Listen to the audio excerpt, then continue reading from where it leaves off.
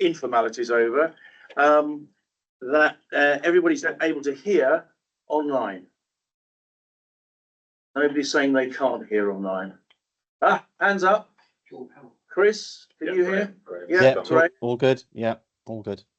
Thank you. If anybody needs to put in the chat box that they can't hear somebody, I'll tell them to speak up. Thank you. The agenda pack with papers is available via ModGov or directly from council website from the link which was sent out to members. A supplementary agenda pack in respect of the minutes from the previous meeting and public question time was published on Friday, the 8th of November.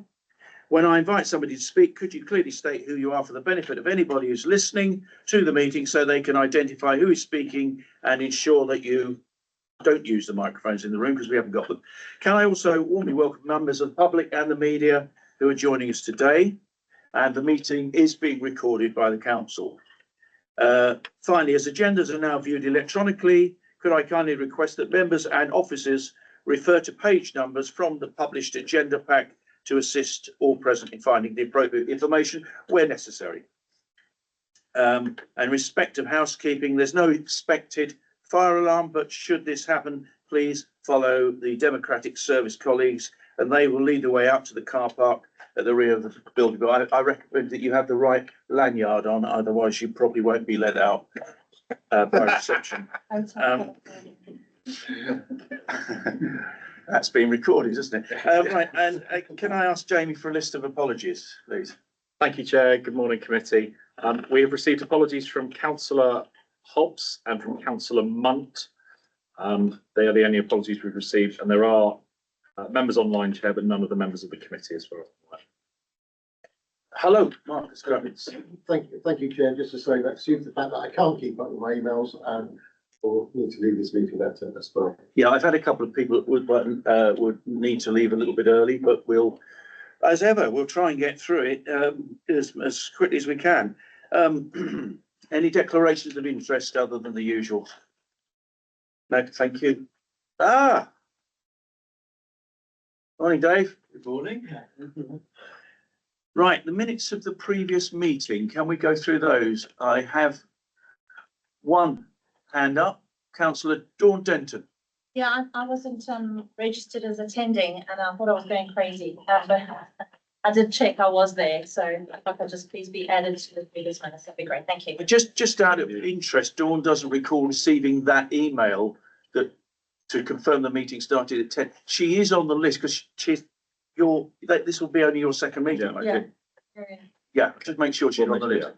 I wasn't present in the room, but I was present online. That's not on the minutes. Okay, I think it has to be recorded, yeah, that you're online. Yeah, thank you. I haven't got the minutes in front of me, but can we, yeah, sorry. I just want to publicly thank, we had a meeting and we voted on at the last meeting to upgrade the planning on the grade 1 and grade 2 listed houses.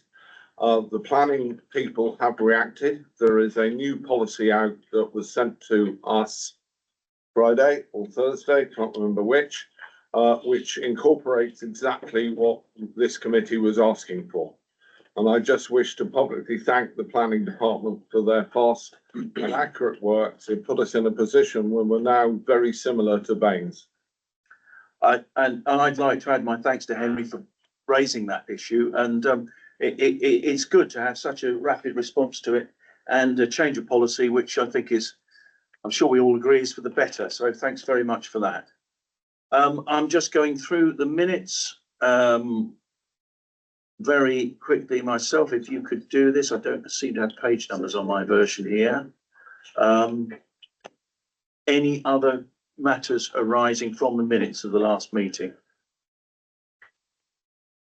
I can take that as accepted then. We all happy with that?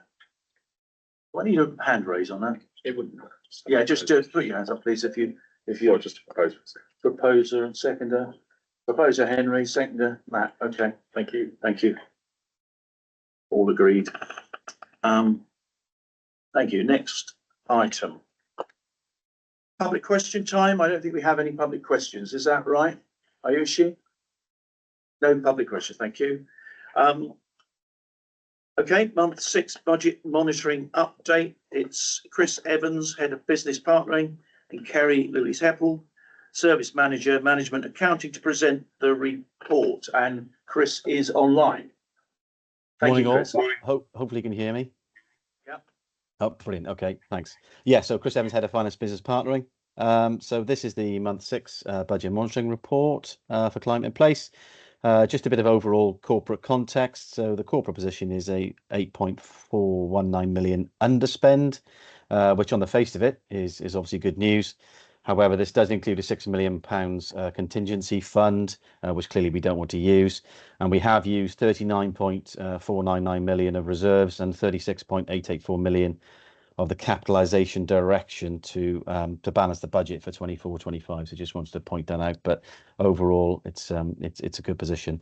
So from a Climate in Place perspective, there's a forecast overspend of 3.213 million. So this is an improvement of 1.82 million, which is good news.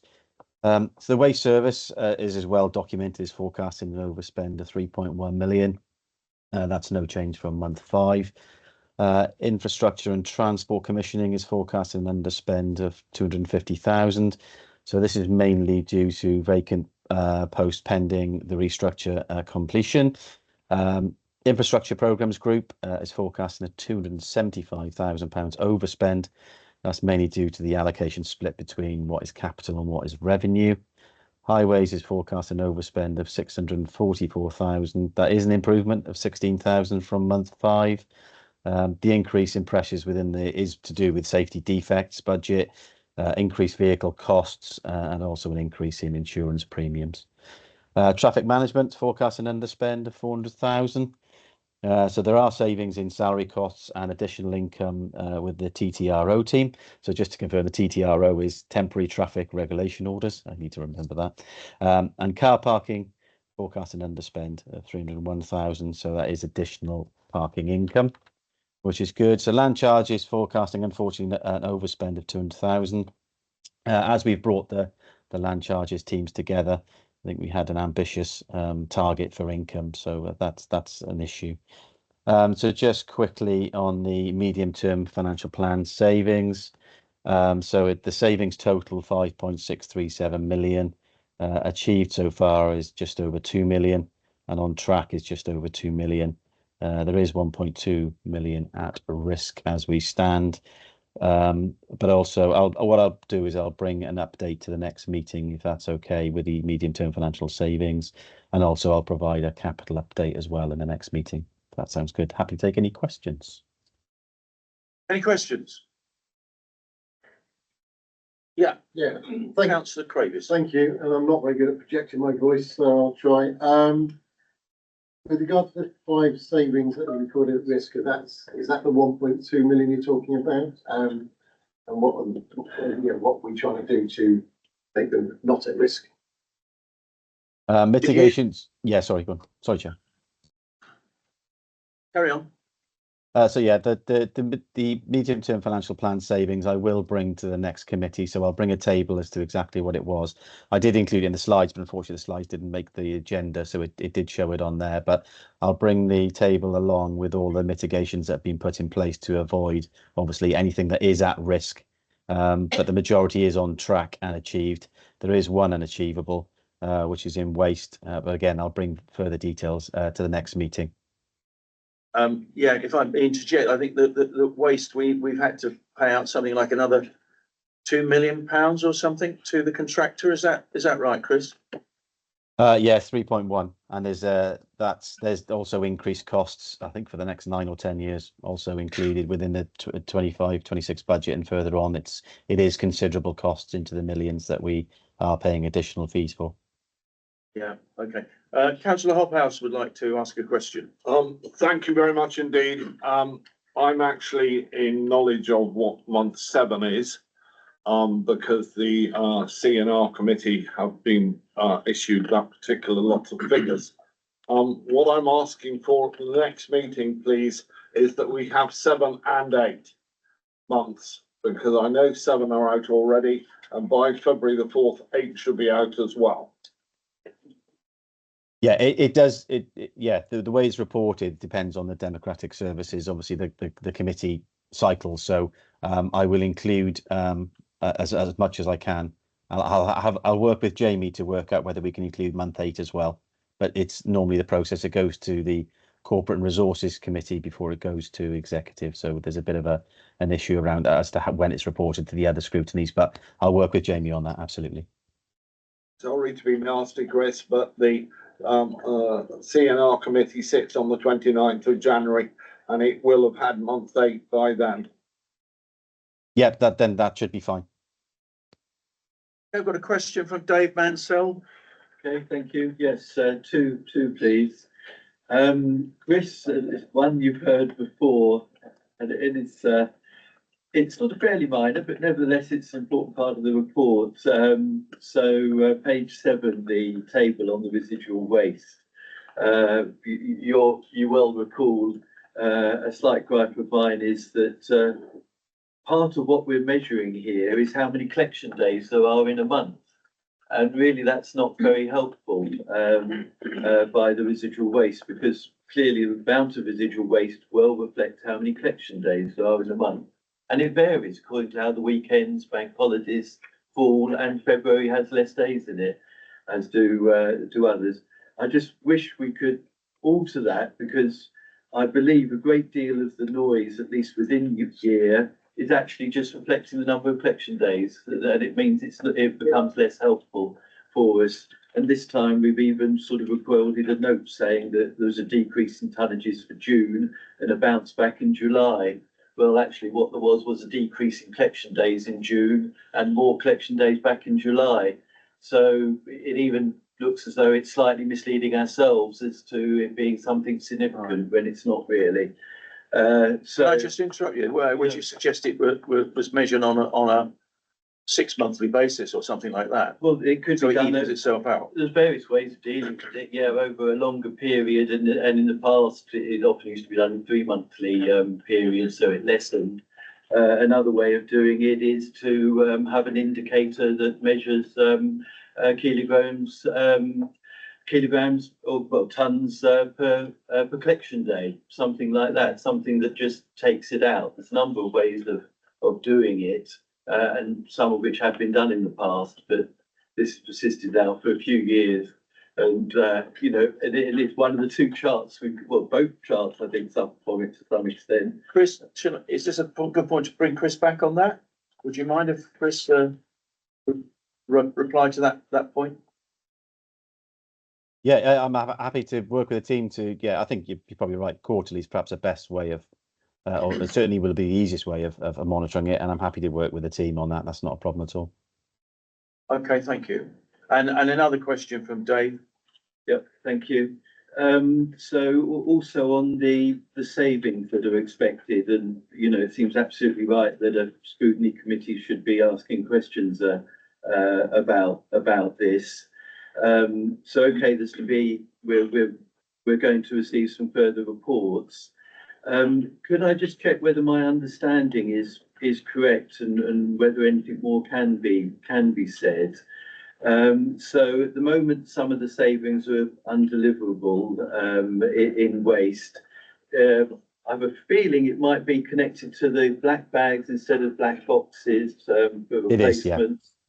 Okay, all right. Well, so that's a fairly minor one then. I don't think that delivers a lot of saving. I'm surprised if that delivers I can't imagine that delivers £1 million on its own. So I think there must be another one, which I suspect is the recycling centres and the saving that was put forward to be achieved there. So could that be clarified as well? And perhaps even more importantly, am I right to understand, you use the word mitigations, but elsewhere I've heard the word substitute being used, and that service areas are going to be required to put forward substitutes for undelivered savings. Have I got that right? Thanks. Yeah, yes. So you're right. Absolutely. The 50,000 is to do with the replacement of black recycling boxes at a lower cost. So, but that's an issue around whether that's actually a capital saving rather than a revenue saving. So that's something we'll pick up with the service. They are aware of it. And yes, mitigations is the term that we were using. So there is a requirement. So all directors are aware that if they are unable to reach their MTFP savings for any individual project, they are required to come up with mitigations against them. So as I said, I'll bring it to the next meeting showing what the narrative is around each of the savings that are at risk or unachievable as well. Thank you. I think Councillor Hobhouse also wanted to come back to you on the point. I think I needed to establish what they were. Okay, I'll carry on. I thought maybe you might be able to help. Okay, thanks, Chris. So so something else is going to be delivered, which I think others have called substitutions. Can you say more? Is that going to have to be achieved in this financial year? Is it going to have to be achieved in the next financial year? And can anything be said about what these steps may involve? Yes, it is required within this financial year. So yes, all directors are required to put the mitigations in to offset the savings that they haven't achieved this year. So yeah. So let's have a look. So yeah, there are a number of at-risk, but you're right, including the core contract for the household waste recycling centres. Currently, that's 882,700 of the at-risk amounts. So yeah, that's the largest one.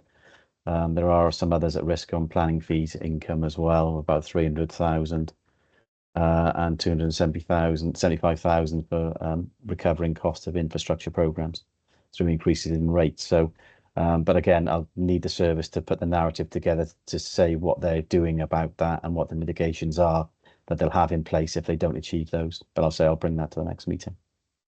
Okay, thank you. I understand they will need sign off by or agreement by executive. Clearly, at the moment, we don't actually know what they are. Can they also come to scrutiny so we can be told what they are and so we can comment on them as well, please? Yes, I'll bring the MTFP, the medium term financial plan tracker, to the next meeting, so you can all see what they are.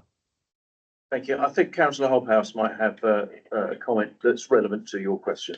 Dave, all of this came up into the last CNR committee, and the new 151 officer Maria made it absolutely clear at that committee meeting that she expected the budget to be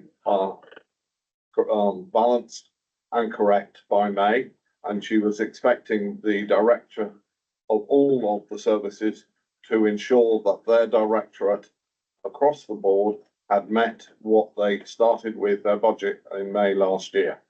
The situation is that I understand from other sources that the directors are kicking back. I also understand that Maria's holding firm on what she wishes to see happening. Thank you. Then I'll go on to Councillor Andy Dingwall, please. Thank you, Chair. Just a quick one. The waste services overspend is marked as 3.1 million in one-off pressures. But your presentation and my understanding is that that is an ongoing each year pressure from now on. Is that in the correct place? Does it mean in that column? Does it risk being missed off in any future kind of budget discussions? Good point. I will just try and find that one. But yes, it should be in ongoing pressures because as I said, yeah, there's a 10-year payment plan which we have to increase the cost. I think Councillor Elisha might want to come in on that point. Yeah, if I may, Chair, I just wanted to say it's certainly not been missed for forthcoming years. So it's being worked into the MTFP for up until 2030. Thank you. Thanks for that, Liz. Yes, Councillor Dawn Denton. I just wanted to know what falls under resilience and adaptation and why is it an overspend? Paul, Chris, did you catch that? does Paul want to pick that up?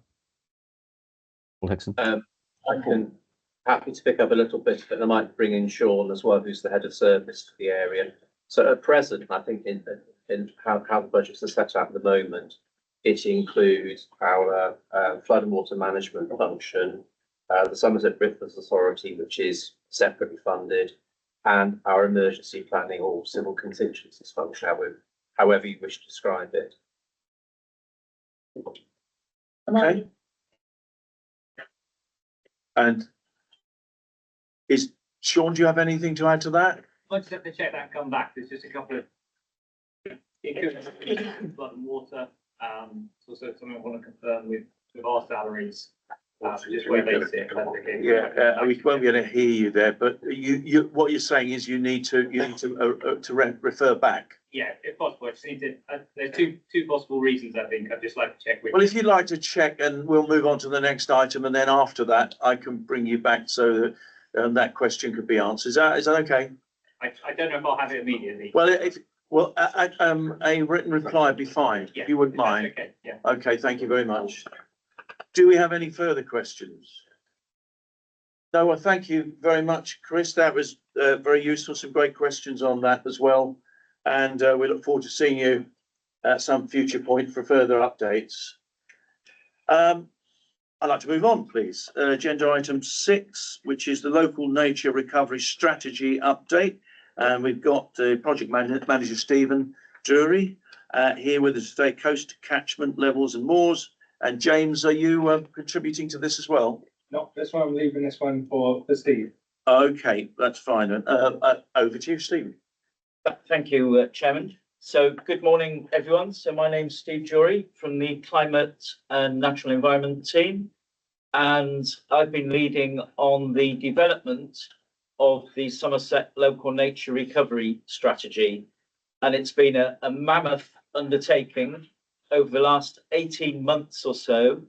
So Somerset Council have been tasked by DEFRA with leading on the development of this, but we've been working with a whole range of partners, specifically the Somerset Local Nature Partnership, but other partners as well. And we've been doing a lot of engagement, as I'll explain in my presentation. So the idea is I'll give you a quick presentation to give you a little bit of context, to give you a very brief summary of what's contained within the Somerset Local Nature Recovery Strategy. We now have a draft ready, which I believe you've received in your information packs. This is likely to go out to public consultation around about March, so over March, April time. So this is an opportunity for you to have a look, see what we've produced so far, and give any comment and ask any questions. So next slide, please, Isha. So what is a local nature recovery strategy and why do we need it? Well, it's a spatial strategy for nature and environmental improvement. It will outline a comprehensive, strategic, landscape scale approach for enhancing and restoring biodiversity across the county.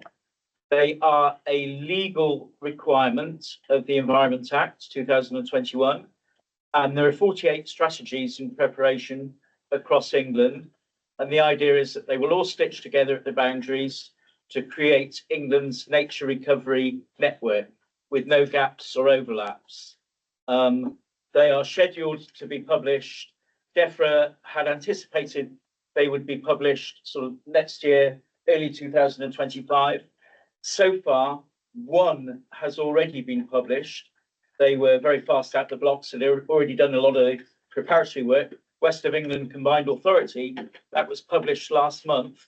All the other 47 local nature recovery strategies will be published during the course of 2025, including ours, which we anticipate will be published around about June. And we're sort of on track with all the others. So as I said, Somerset Council has been appointed as the responsible authority to lead on the development.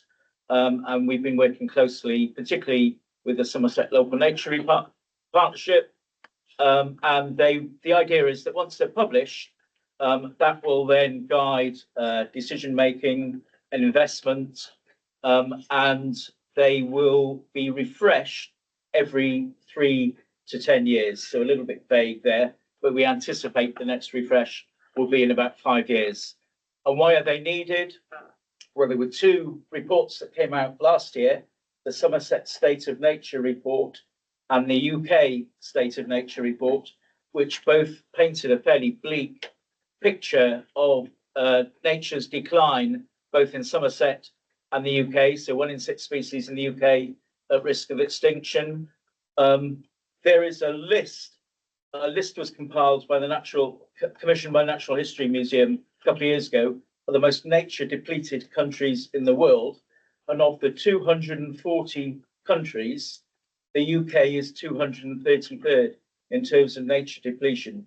So we've lost a lot of our nature, and that has consequences, both not only for nature, but for ourselves. We depend on healthy environments in so many ways. Is that me? Fix your mic. That's right. And of course, there's climate change as well. So 2023 was the world's warmest year on record. 2024 is almost certainly going to exceed that. That has an impact on nature, and sort of obviously in Somerset flooding risk is we're very vulnerable to, and a healthy natural environment will help with both the causes and the effects of climate change. So in terms of both storing and sequestering carbon in soils and vegetation, and in protecting against floods and heat waves. So it's another incentive of having a healthy natural environment. Next slide, please.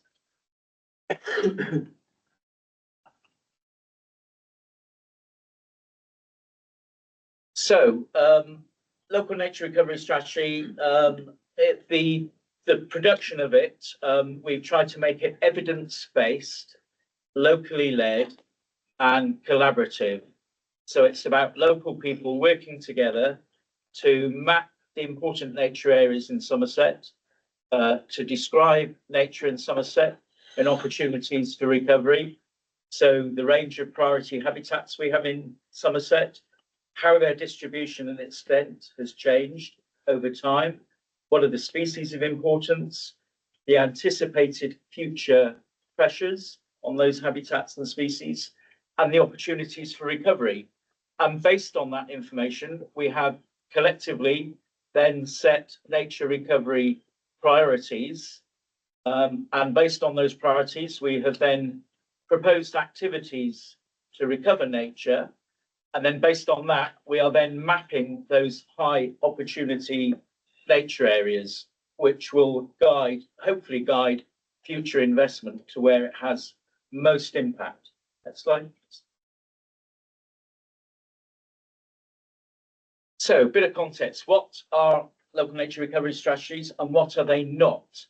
So the idea is that what they are is they're supposed to be usable by everyone. So the document that we produced, we've tried to make it as accessible and engaging as possible. They will help to guide funding, in particular biodiversity net gain, environmental land management schemes, heritage lottery funding, private investment, and so on, to where it will have most impact. They will help guide local plans, although we're still awaiting guidance on exactly how this will happen. This is expected early in the new year.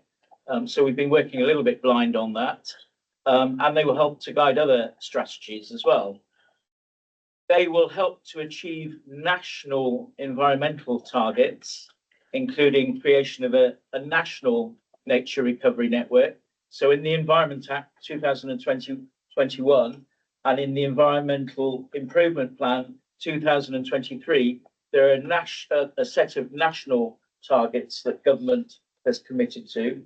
So government expects that the LNRS will help us to achieve those national targets. They will help everyone. And so this includes farmers, community groups, local authorities, NGOs, and so on, to know just what they can do and where they can most beneficially deliver Somerset's wildlife priorities. So thereby enabling better joined up actions in the future. Next slide. So what they are not technical reports similar to biodiversity action plans. They're not supposed to be written in very dry technical language. They're impenetrable and incomprehensible to most of the general public. They are not delivery plans. Instead, they're a mechanism through which other measures and interventions may be delivered. They're not binding regarding delivery, so they will not require owners or managers of land to make the specific proposed land use changes. It remains entirely in their choice. What it does create is possible investment and funding opportunities if land is identified on the local nature recovery strategy map, but they're not binding. They're not added levels of designation on land and not lines on maps conferring protection or prevention of land use. So DEFRA will have said that they will not lead to protected status in terms of designated sites. So that was one concern expressed by landowners and farmers, but it won't lead to those extra protected designation. And it does not give permission to create habitat without appropriate consultation. So the same regulatory process for decision making will still need to take place, even if there is a change of land use.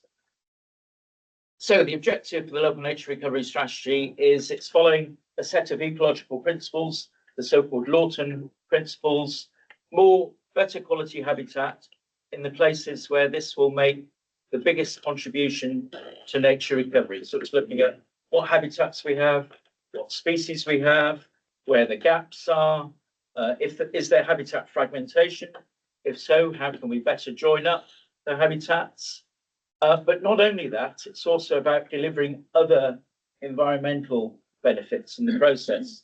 So we know that healthy environments can help with cleaner air, cleaner water, with healthier, more resilient soils, with flood prevention, carbon sequestration. So a whole host of other benefits flow. So it goes beyond just nature recovery. It also supports our communities and our overall environment. Slide, please. So two types of opportunity areas will be identified on the map. Firstly, those areas that are or could become of importance to biodiversity. And secondly, those areas where recovery or enhancement of biodiversity could make a particular contribution to those other environmental benefits that I just described. And this is the so-called nature-based solutions. And there's a few examples on the slide. There's a leaky dam, which helps both in terms of biodiversity, but also flood prevention. There's a storage pond, and there's tree planting. So good for nature, and they have other benefits as well. Slide. Oh, sorry, just go back. Just go back again. Back one, please. Yeah, that's it. Yeah. So two parts to the local nature recovery strategy. The sort of the one that you've been sent, this big report, is called a statement of biodiversity priorities. A lot of information contained within there. So it has a description of the strategy area, opportunities to recovering biodiversity, priorities to recovering biodiversity, and the actions that are being proposed to achieve those priorities. So I do encourage you, if you have the time, hope you can have a look at that. And the other part is a map, a local habitat map, and there are two layers to this. One layer is the existing protected and designated sites. And the second layer, and probably the most important part of this, is the areas where action could bring about nature recovery and in other environmental benefits. So these are the opportunity areas. And we've been doing, so we've engaged Somerset Wildlife Trust to do the mapping and modelling for this. We've just produced the very first draft of these maps that have gone to our council GIS team. We're going to put them onto an interactive map that we're going to then do some engagement both with stakeholders and importantly with farmers and landowners. We're going to run a series of workshops in February with farmers and landowners to look at those maps, to sense check those maps again before we go out to public consultation. So there's been sorry, next slide, please. Sorry, that was the local habitat map there. Next slide, please. So there's been don't know if you can read that, but just to say there's been a lot of people involved. We've had various groups, task and finish groups. We've had governance, a core project team led by Somerset Council, but involving local nature partnership, other DEFRA arm's length bodies. We've had an LNRS steering group, LNP board, and yeah, there's a lot of actors have been involved in the production of this. Next slide, please.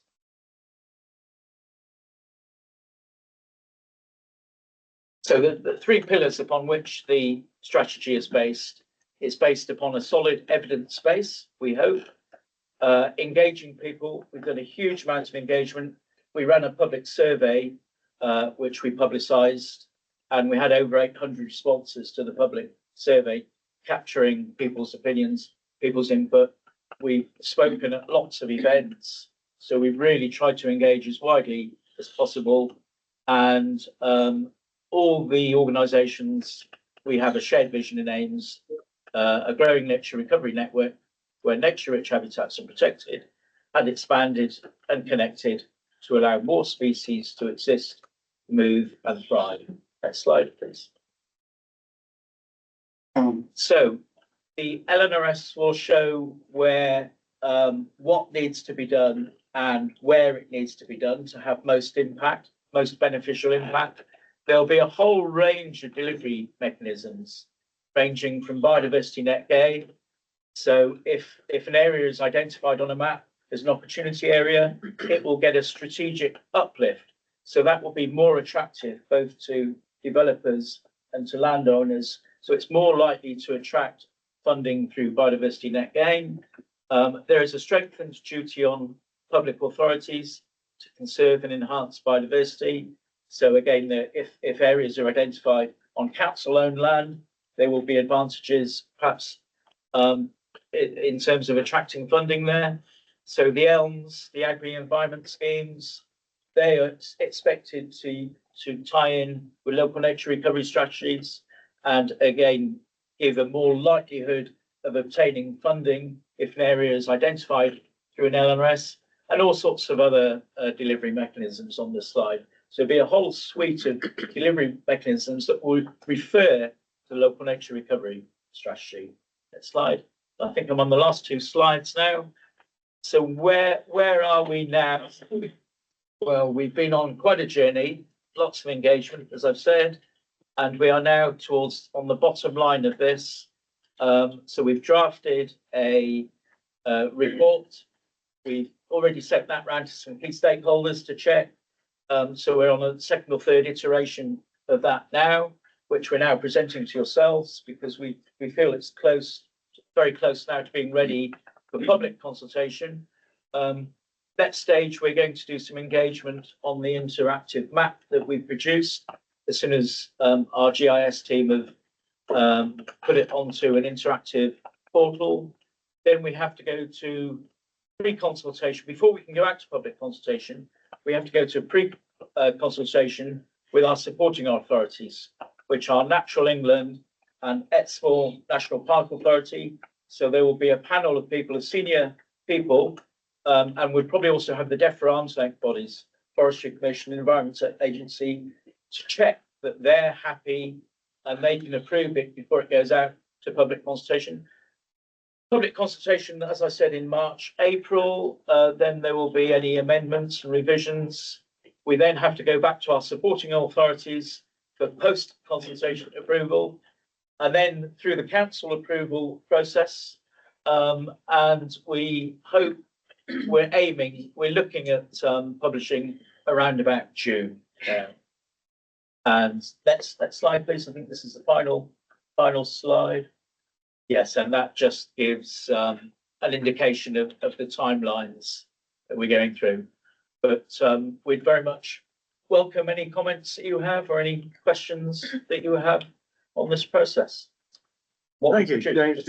Did you want to? Yeah, I wanted to come in really and recognise actually what the partners and the steering group members have done across, Somerset to support, this particular project, but also to recognise Steve in this particular piece of work, because quite frankly, it's been a massive, huge piece of work that he's taken on board here with some quite challenging activities through this journey, and to keep on track has been quite remarkable actually in this year of all years. So I really wanted to sort of recognise actually his efforts.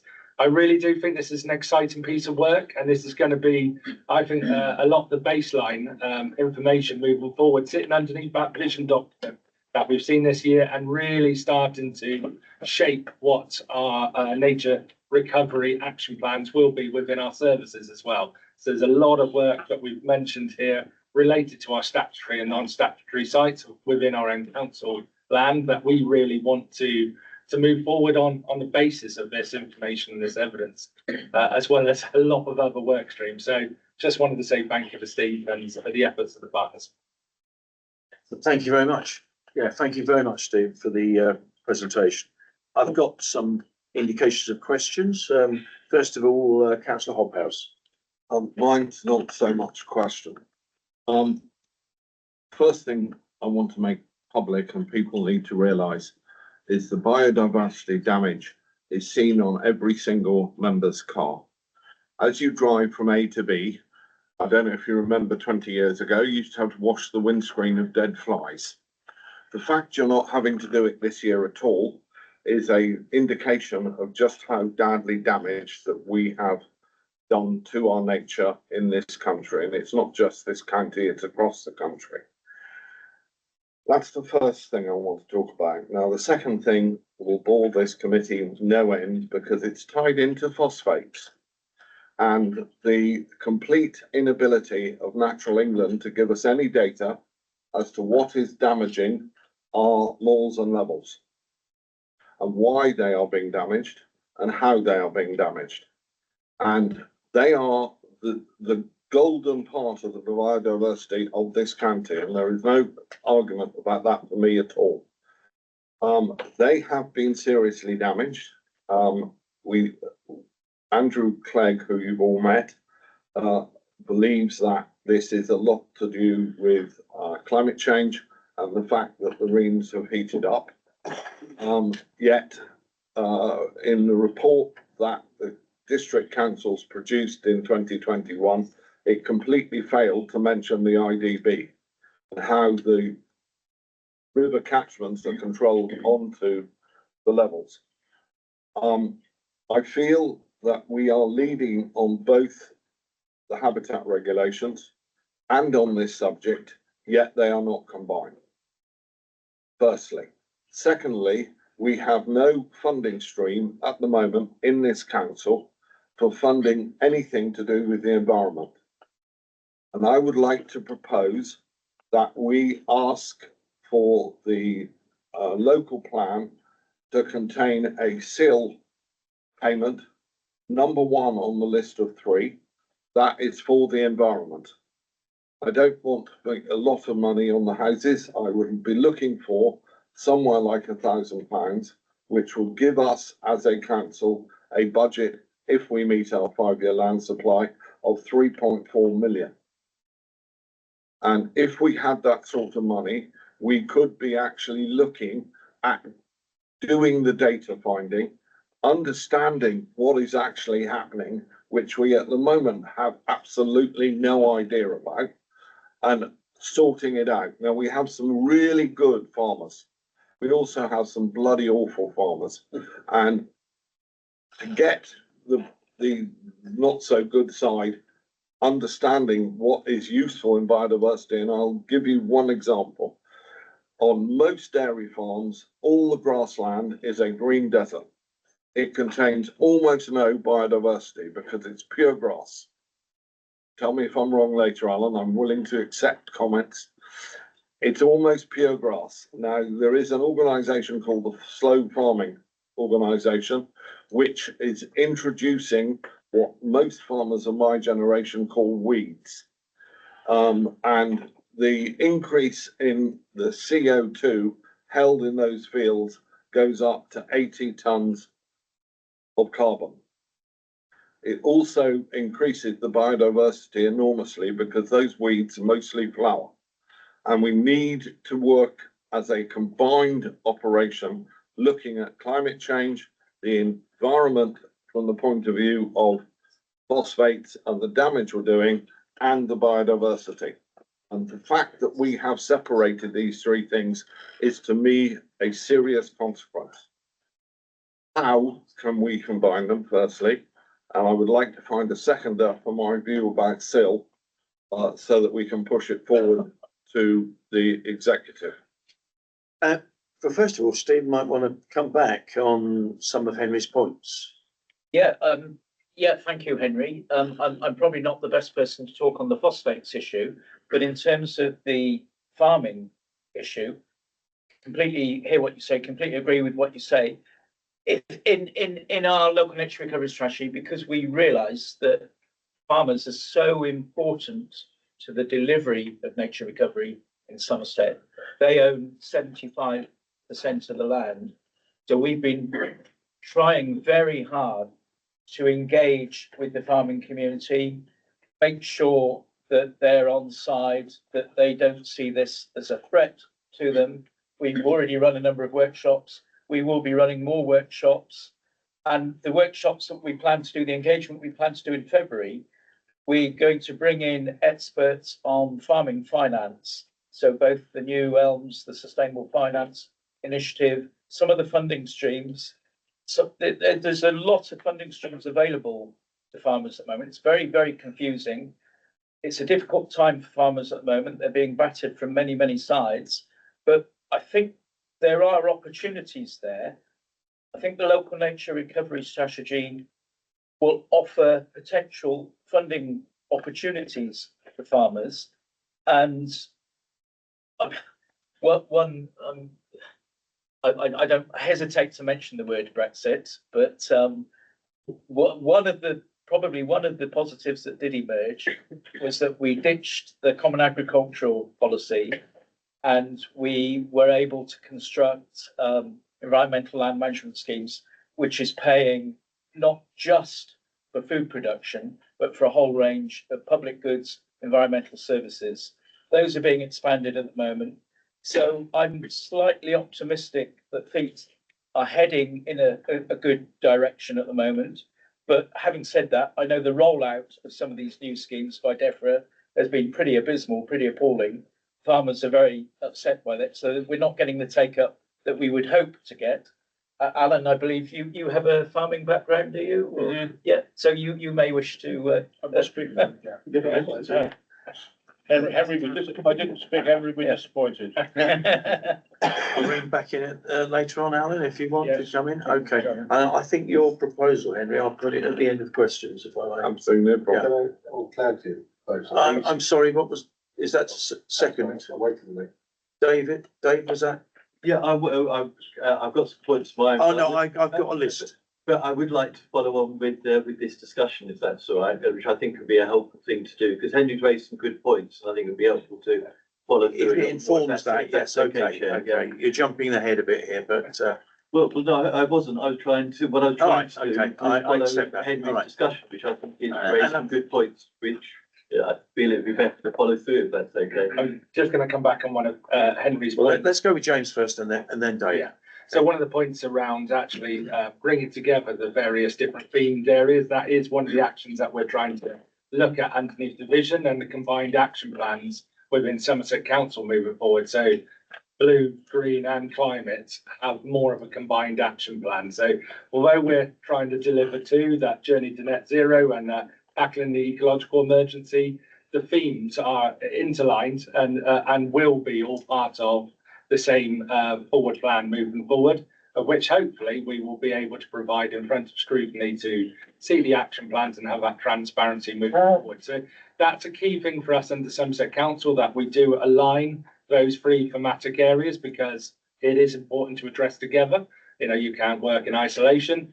In terms of the wider Somerset agenda, as you would have seen in the vision document a few months ago when we presented, one of the actions is about exploring a climate strategic partnership. So it's about bringing together the various different networks, partnerships, and committees which are already in existence under water, nature, and climate. And we feel that there needs to be that broader strategic partnership to bring these agendas together. Thank you, Dave. Yeah, thanks, and interested to hear what James just had to say. That sounded helpful. So two things, as they sort of following on from the discussion that's underway, on the issue of sort of farming and how hopefully farmers get encouraged to move in a better direction and how we achieve that. And I simply what Henry's sounds like you're saying, Henry, and also sympathy with what Steve's saying. And you're both talking about the same sort of area, but I do feel, yes, we don't want to make this, flag up as a threat to the people. It's opportunities and a way of moving things to better practice. And so I am inclined to go with that and feel that is the right sort of level where we're still at. We are looking for change here, as Henry indicated.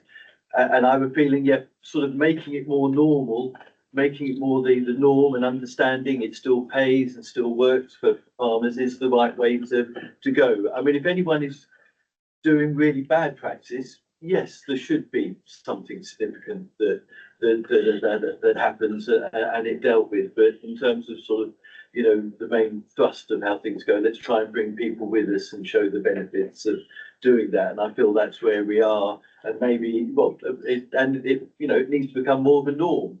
And then maybe outliers at that stage will need much more attention, and some of them should do quite rightly now for where they're causing, problems. But okay, so I agree with both and quite understand what Steve is saying and feel that feels like the right approach. Very interested in what you've suggested, Henry, on the SIL allocation and finding funding streams to help with this work is very important, and a small part of that going in this direction sounds like a right thing to do. If it needs seconding, I would do but let's also make sure we've got a proposal that works, and we might just need some feedback. One immediate question is, Henry, you talked about doing research. Possibly it is okay, but still is for infrastructure. Would it actually be able to be used for research? I feel a little bit doubtful whether we should direct it more towards projects and actual things on the ground. But one of my major problems, Dave, with everything that is happening at the moment in Somerset is we contain almost no data. Everything that's been done by Natural England and the EA has been done by computer programming. They don't understand what is actually happening on the ground. The only way you can get accurate data is by research. Now, Wessex Water are now paying 4 years too late for a doctorate student to work out how much phosphate gets onto the levels of moors. And you would have thought that that data was absolutely fundamental to the habitat regulations. And we are now over 4 years before that happened. So there's a whole lot of other things that I've just written down too. What effect would it have if you injected all the manure into the ground and didn't spread it on the surface? What would happen if you use predators, not pesticides? And you can buy ladybirds. So if you've got bugs, so they grow them, and I can't remember what they're called before they're ladybirds, but they're and what would happen to the rest of the biodiversity if you stopped using pesticides and you started using predators? And one example of that is if you grow stinging nettles next to apple orchards, the first aphid in is the stinging nettle aphid, And you've then got a situation where you don't get an overwhelming attack of aphids on your apple orchard. So there are all sorts of things that need not only, but they need data. So the only way you're going to get the data is by research, David. That's where I'm coming from. Okay. Excuse me. I'll move on into Councillor Dingle. Yeah, so one comment just on this discussion, and then I've got a couple of questions that take us off in a different direction. I completely agree. We need data, we need research. I think Councillor Mansell's point was, can we use the SIL money to get that? What do we need to find another route? I think we probably need guidance on that before we can properly create a motion. But completely agree, data and research is fundamental to this.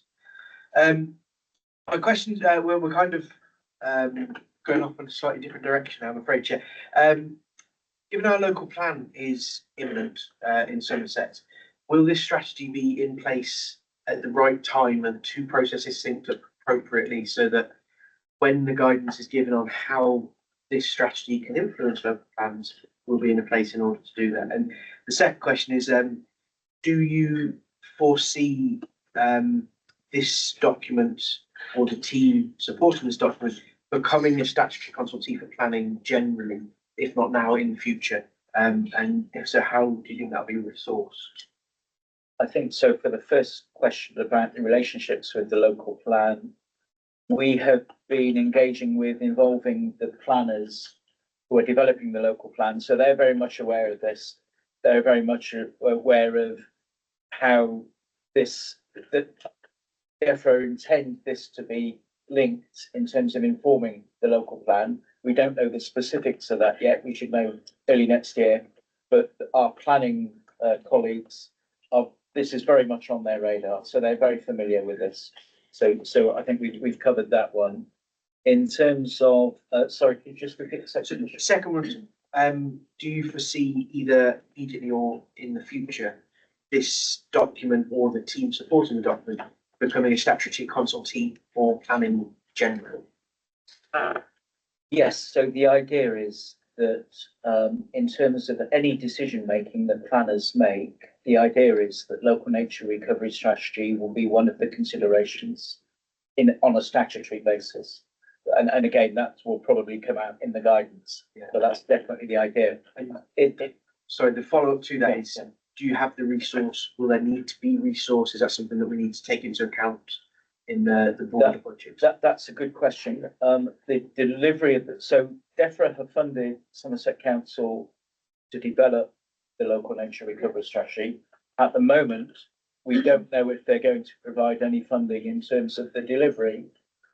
Those, you know, that depends on spending review and so on, and DEFRA is still considering their position on that, whether they can afford to do that. We very much hope they will be, because so much momentum has been built up now. We've got good partnerships, we've done a lot of engagement. So we think, and as do other responsible authorities, local authorities, think that local authorities are very well placed to continue this momentum, to be a project convener, work in collaboration with other partners and push forward the delivery of the local net. So we're hoping we will get a role, but at the moment, there's no money on the table. James. I was going to say, I think that there's a number of, I'd say, statutory functions under climate and nature, which are, they are statutory functions which will need to be adhered to by any means. In terms of roles, I think that's very much down to the future of, what potentially comes out of devolution or even future governments about actually climate and nature around statutory status. I think when you look at our climate and our natural, the Environment Act, the targets around net zero, as well as, evolving themes like this, there's a lot now of ownership on local authorities to actually deliver this in terms of statutory targets. There's not necessarily that in place in terms of the staff in. So if we are successful and there is money coming forward from DEFRA for next year, that will be a grant of some kind, and that will be for a set period, not necessarily for the longevity. But there are a large number of things that we're trying to now embed within our action plan. So for us as Somerset Council, coming out of this, we're starting to see some of these themed areas. And there's I think Councillor Hobhouse mentioned earlier, there's a lot of land holdings under Somerset Council where we can really make an active difference in impact in this strategy. If I may, we had a communication on this from DEFRA just a couple of days ago. And it was mentioned in the recent white paper as well, government white paper. And in the white paper under environmental and climate leadership, it says strategic authorities will play a crucial role in preparing for the future and tackling climate change and nature emergencies at the local and regional level. Local place-based environmental leadership is an essential part of this. We will begin the transition by enhancing the roles and functions of the responsible authorities for local nature recovery strategies. So the intention is there from DEFRA, but we haven't had any money promised yet. Thank you. Thanks. Thank you very much. I've got Matthew Martin next. Thank you, Chair. Thank you, Stephen. That was a fascinating presentation. I appreciate all this stuff, and I think none of us would be in this room if we didn't want to see some sort of improvement on all this, the type of all these things. My worry with the LNRS project as a whole is that it is another possibly nebulous project that goes on for years and years and years, and we end up rattling around with it for ages, and then we don't get anywhere. I'm no expert in this, but that's why I defer to people like Alan, to people like Henry, because they know what they're talking about. I rely on them and you to bring this forward for me. But what I would worry about is in your presentation, sheets 4 and 5, what are LNRSs and what they are not. There's a lot of guide in there, and on 5 there is a lack of binding delivery. We're Goodwill's doing a lot of heavy lifting here, and we know from Hardin's tragedy of the commons that given half a chance, people will just look the other way and do what's ever best for them. I'm all right, Jack. We're relying on DEFRA, EA, Natural England to come forward and give us or give money to the project to allow it to happen, but we're not expecting quantifiable deliverables, as on page 5. And I understand the problem. Dave earlier was talking about projects on the ground, and Henry was talking about data, and both of them are right. We need both these things. And these are quantifiable deliverables. What can we realistically, for me, as a non-expert, I'm not a farmer, I'm not a scientist, what can I expect out of this?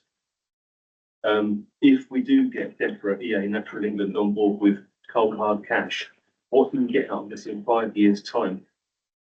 Aside from another series of documents to say this is what would be nice to happen as long as we can get farmers on board.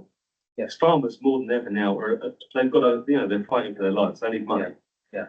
And if we say to them, this is an advisory thing, it's going to be really cool if you do this, they're going to say, awfully sorry, boys, I've just got to put more diesel in the tractor because I've got to get things working. That's a deliverable, even though it says here we don't have a delivery plan. What can you get out of it? It's a good question, and my answer to that will be, and I agree, there have been lots of strategies in the past that have sat on bookshelves and not really been useful, and nature has continued to decline. So they haven't served the purpose they were intended to serve. I think the big difference with this one is that it will funnel funding to those areas which have been collectively agreed and having the most benefit, the most impact. So it's going to target funding. And we're already seeing that with biodiversity net gain. So those areas identified in the local nature recovery strategy will have a 15% strategic uplift, which is going to channel funding into those areas identified by local nature recovery strategy. the relationship with the agri-environment payments, the ELMs, again, that's still to be articulated, but the expectation is that areas identified in a local nature recovery strategies will increase the chance for farmers. If your land is identified, you will have more chance of getting agri-environment scheme funding, higher rates of agri-environment scheme funding. So it's not necessarily going to increase the amount of funding available, but it's going to channel that funding available to those areas where it has the most impact for nature recovery. And in terms of monitoring, there is an expectation there will be monitoring, and these, as I said, these will be reviewed every 5 years or so.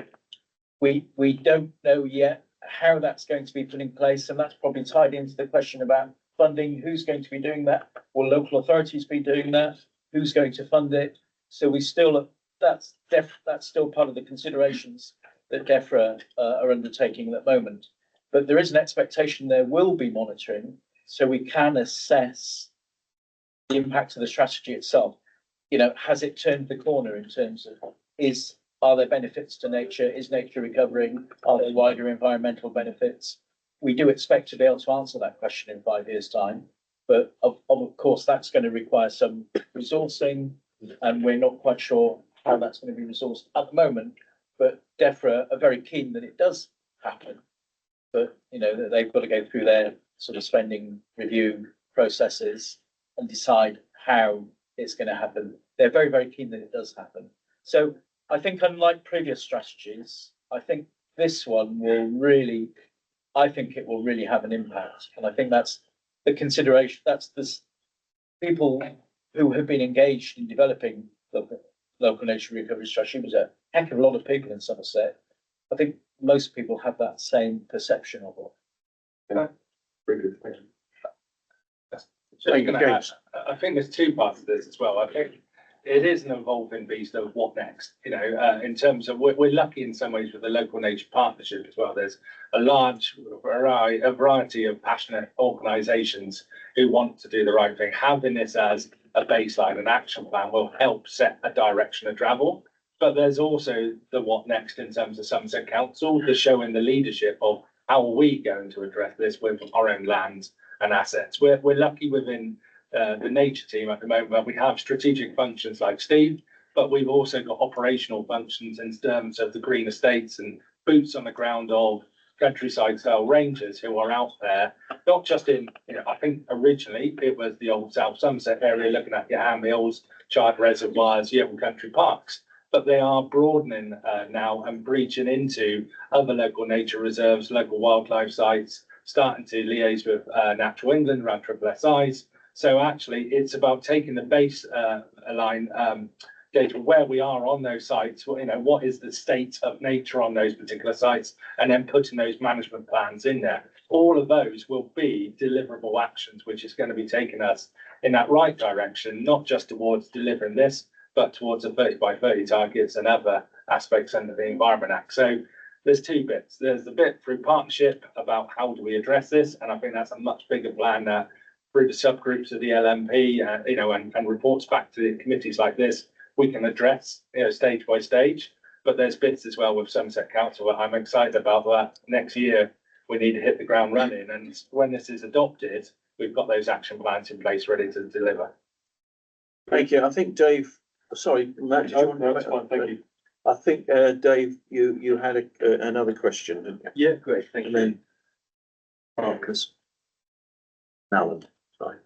Okay, Yeah. thanks. So, and this is also part of a wider set of initiatives. So I think this is another point why, you know, this fits in, and it's providing leadership, as you're saying, to these. So this isn't happening in isolation. This is happening where there's other things going on, and this will help direct it. So, you know, so hopefully this why, you know, this time it will make a difference. And yeah, and I won't claim to be an expert in this area either. Very interested, but from what I can see, you know, this looks very good.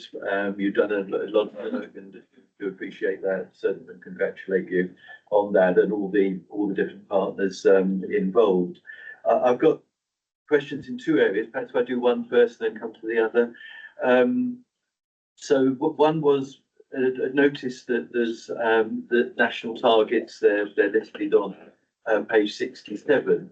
I didn't get too much of a sense though that we're sort of working out our local contribution to those national targets, and sometimes there may be we can over contribute because of the features of Somerset. Others we might struggle because Somerset just doesn't have that type of habitat or whatever. But I wondered whether there will be any local targets or at least indicating how we contribute to the national targets, and feet cover is one that you immediately think of, although there's a whole load of others after that.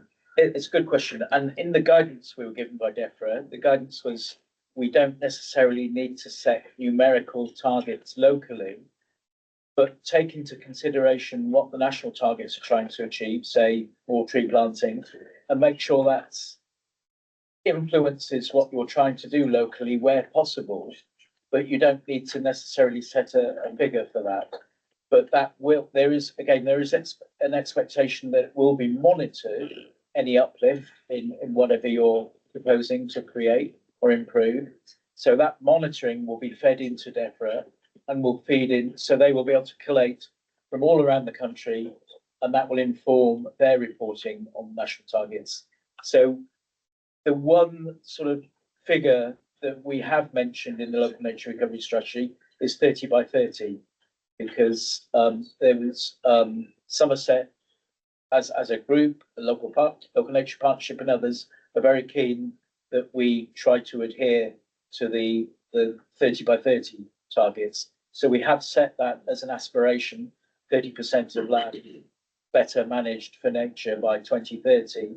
So that's the one sort of numeric target we put in. But apart from that, we've set what we want to achieve in terms of outcomes, priority outcomes in Somerset over the next 10 years or so. So we've described what we want to achieve, but we haven't put a specific target on. But there is expectation we will monitor progress and report to DEFRA on what that actual uplift is, what the improvement is. Okay, thanks. And yeah, that sounds right. I do wonder whether it might need a little bit of strengthening in this area. And I'm happy to leave that with you as a thought. But I was just going to say, actually, that's where it comes back to our service action plans again, the KPIs that we install and the trackers. That's what my boss and my portfolio holder and scrutiny committees will judge, within a periodic basis. So we can add KPIs into those particular actions, which will help to address strategies like this. All right, thank you. If I go on to the other, yes, if that's all right. So I've sort of got another couple of questions, sort of, but there's a slightly similar theme, and reading through the draft, I did feel there was quite a concentration, not only, but there was quite a concentration on the sort of designated areas. So the National Landscape Exmoor National Park, and it left me with a bit of an impression that these were the special areas. These were the ones that needed the attention. And yes, they do need attention. Yes, they are special areas, and do require some priority and so on. So I'm absolutely not questioning that. But I did have a feeling also, though, that that we should be contributing everywhere, and nearly everywhere actually has got something valuable to contribute. And I guess the 30 by 30 to some extent goes with that. I wonder whether it's more 30 by 30, but anyway, but that sort of heads in that direction. So I had a couple of thoughts sort of in that connection. One, and I think they're sort of quite specific, but one was that we talk about as a co-benefit dealing with flood protection and the like. It has become quite apparent to me that flood protection, and we often think of areas being big areas of flooding, how awful that is. It is, but often it sort of starts from just surface water runoff and blocking the drains and things like that. So something much smaller. And I just wondered, for instance, when talking about floods, if that sort of range could be recognised, because it actually, and we do need to deal with surface runoff, and I mention it because it's a particular problem in my area. We just have it happening all over the place, and it's increasing. Yeah. And it does, I believe, lead to bigger problems, and will continue to lead to bigger problems. So it needs to be getting into our minds more, and the minds of landowners and so on, where it's coming from. So good to see some nods there. So the other thought was just the examples we're giving, and this is the sort of contributing elsewhere, and there are examples in there of what's being achieved at the community level by landowners. I felt that could be even stronger. Yeah. And I can send you some links from my area where there's loads of good things going on, and I'm really aware there's a whole lot of people just getting on with things. Yeah. And I think most of the rest of the Somerset, and probably the council's quite unaware of what's happening. So Wellington, long example, transition town, Wellington in particular, but there's actually loads of other things as well. So I felt there's more examples that could be given just from my patch, and I'm sure the same elsewhere too. And it'd be great to see those in there. I think it'd be helpful, both the sort of landowners and the community respect. And it could even go down to people's gardens. Yeah. And I will just mention one other thing that's happened again that I've been struck by in recent years. The examples, people have been buying up some plots of land and, rewilding it or planting trees. And there's quite a lot of that going on. Yeah. And again, a sense that this is happening and what a valuable contribution it is. So, Thank you, James, or Stephen. Yeah. So thank you very much, Dave. And please do send me those links, because we want to get the balance of, obviously, protected landscapes. I mean, they're designated, they're protected in terms of the landscape, not entirely protected for nature, unless there's a nature designated sites within them. But obviously they're prime areas because they have a management authority where nature recovery can take place. But we don't want to give the impression that those are the one and only areas or the most important areas, and other areas are not important. So if we perhaps haven't quite got that balance right, we do want to hear about that. And we do particularly want to highlight some of the good things that are happening by farmers and landowners, by local communities. We've already decided, since this latest iteration of the draft, we've already decided we want to include a few more farmer examples, which we're collecting the information from now. Perhaps we could expand on the community section as well. And so please, Dave or anyone else, if you have any examples of good practice, be it farmer, landowner, be it community groups, please do send. We've still got time to amend this before it goes out to public consultation. The other thing I would mention is that we are identifying nature opportunity areas that will then be used to sort of channel funding. But we have, because of that, we have to prioritise to an extent. So again, the sort of ballpark figure we've been given from DEFRA, we don't want to go above 50 to 60% of the land designated on the local nature recovery strategy maps as already protected and potential opportunity areas, because if we go above that, we're diluting the impacts then, and we're not channeling the funding to the most impactful places. So although we need to prioritise and identify and describe those opportunity areas, the danger is we also don't want to give the impression that those areas that are not identified as opportunity areas are not important. So we also want to give the message, and we're creating another name for those areas that fall outside the opportunity areas, still, areas important where actions can be taken. So although they're not the opportunity areas that will attract more of the funding, there's still a lot of things that people can do in those areas that fall outside of those. And we want to make sure that we describe that and convey that message as well. I'll try and be quick, Chair. I really wanted to sort of say, I think one of the key actions taken away from scrutiny today is ensuring that actually there's a lot more that we put on the forward plan in terms of communication information to share with members, so that we have myself and other officers present to be able to talk you through the journey of various other action plans that we're trying to bring forward. Because related to this, the vision documents, the other action plans, there is improvements that we're trying to do, working with the likes of Somerset Environment Record Centre, to see if we can get that, better data, as Councillor Hobhouse has said earlier, that we want to have that data-based decision making in place.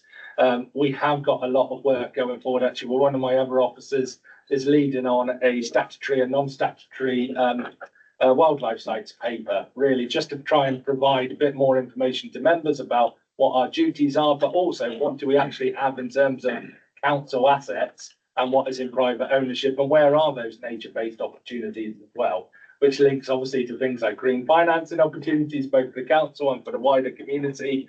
But we also have designation opportunities as well. As us as an authority, we can actually work with the likes of Natural England to designate new nature reserves, and also obviously partners with local wildlife sites. So there's lots of different things in our gift to be able to move forward, which we're embedding within our action plans. You mentioned the tree strategy, you've got the tree register, so capturing that community engagement is already an action coming forward. But I think one of the things that I've taken away a lot from here is there's a lot of things going on in the background with the team, but we're not telling you about it, and we need to make sure that we bring that forward. Thank you. Look, we're running horrendously over now, but for good reason. I accept that. But as I've got Marcus for a question, I've got Alan and Liz online. Oh, Dawn, I'm sorry. And Dawn, then Liz, and then I'll come back to Henry, please. Thank you. So, Marcus. Thank you, Chair. Mine will be quite quick. Well, the question will be quite quick. It was just there was one little bit in one of your presentations where it said private investment. Yeah. And I wonder, is that happening already, and how realistic is it going forward, and why? Government have got big ambitions for private investment, so-called green finance, and it's happening to an extent. So you've got the carbon credits trading system that's bringing in private investment. You've got some philanthropy taking place. So I think Heal Rewilding benefited from some of that. You've got the Aviva Insurance that put a lot of money into Atlantic rainforests. It's benefiting some land on Exmoor. So there's some taking place. There's a big push now to expand and for local authorities to become more involved in private investment. There were 4 pilot projects, local investment, natural capital, that DEFRA wants to start rolling out and get and inform and engage with local authorities to look at opportunities for private investment. James, you might want to mention. Yeah, I was just going to say, it's going to be one of those items going into the forward plan. There'll be a paper coming forward, a simple green financing roadmap that we're trying to develop to a very high level about the opportunities, both for the council and for the wider community about joint at work. So it'll be a piece that we will bring forward. I mean, it's sort of emerging at the moment. Yeah. It's early days, but it looks like it could provide big opportunities to leverage in money for nature-based work. It looks like it. Thank you, Marcus. I've taken over temporarily. Dawn, you're next because Alan has made himself absent. Thank you. Just a couple of comments. So in Road Village, on the Wiltshire border, I mean, they've just taken a triangle of their community the piece of lawn that's not being used, and it saved them a lot of money because they've wilded it. And so there's lots of lovely examples that are happening locally already, which is brilliant. And another comment, which I know for people who sit on planning, it's a real struggle. We want to be really aware of the environment, but the difficulty is what weight will this carry? Because we also know that those considerations aren't always seen as valid. But those are just points that I wanted to raise. And then another one where it says in the report, it actually mentions about considering irreplaceable habitat. I would consider every development takes away things that we can't replace. So it's finding ways to make that work and also not being as clear cut as that in the language is what we can do to enhance rather. I just have a question about who we're not reaching in the consultation, because I think there are times when we can speak into a silo, we can speak to people already on board with the whole process, but I know that there are community groups that are not coming to the table. And I think there is a reference to working with libraries, and there's a certain demographic that uses libraries, which of course is another a group to be represented.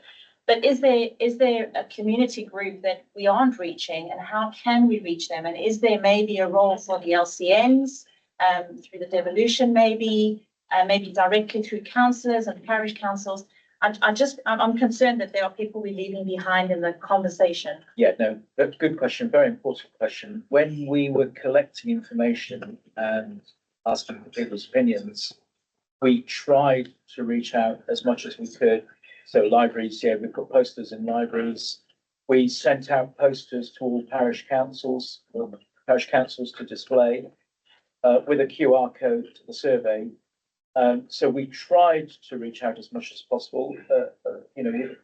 There may well have been gaps, and I would welcome any suggestions. So when we go to public consultation, I'd welcome any suggestions about how we make sure we have the widest publicity, the widest coverage. And we're working very closely with our comms team on this, so they have experience with this.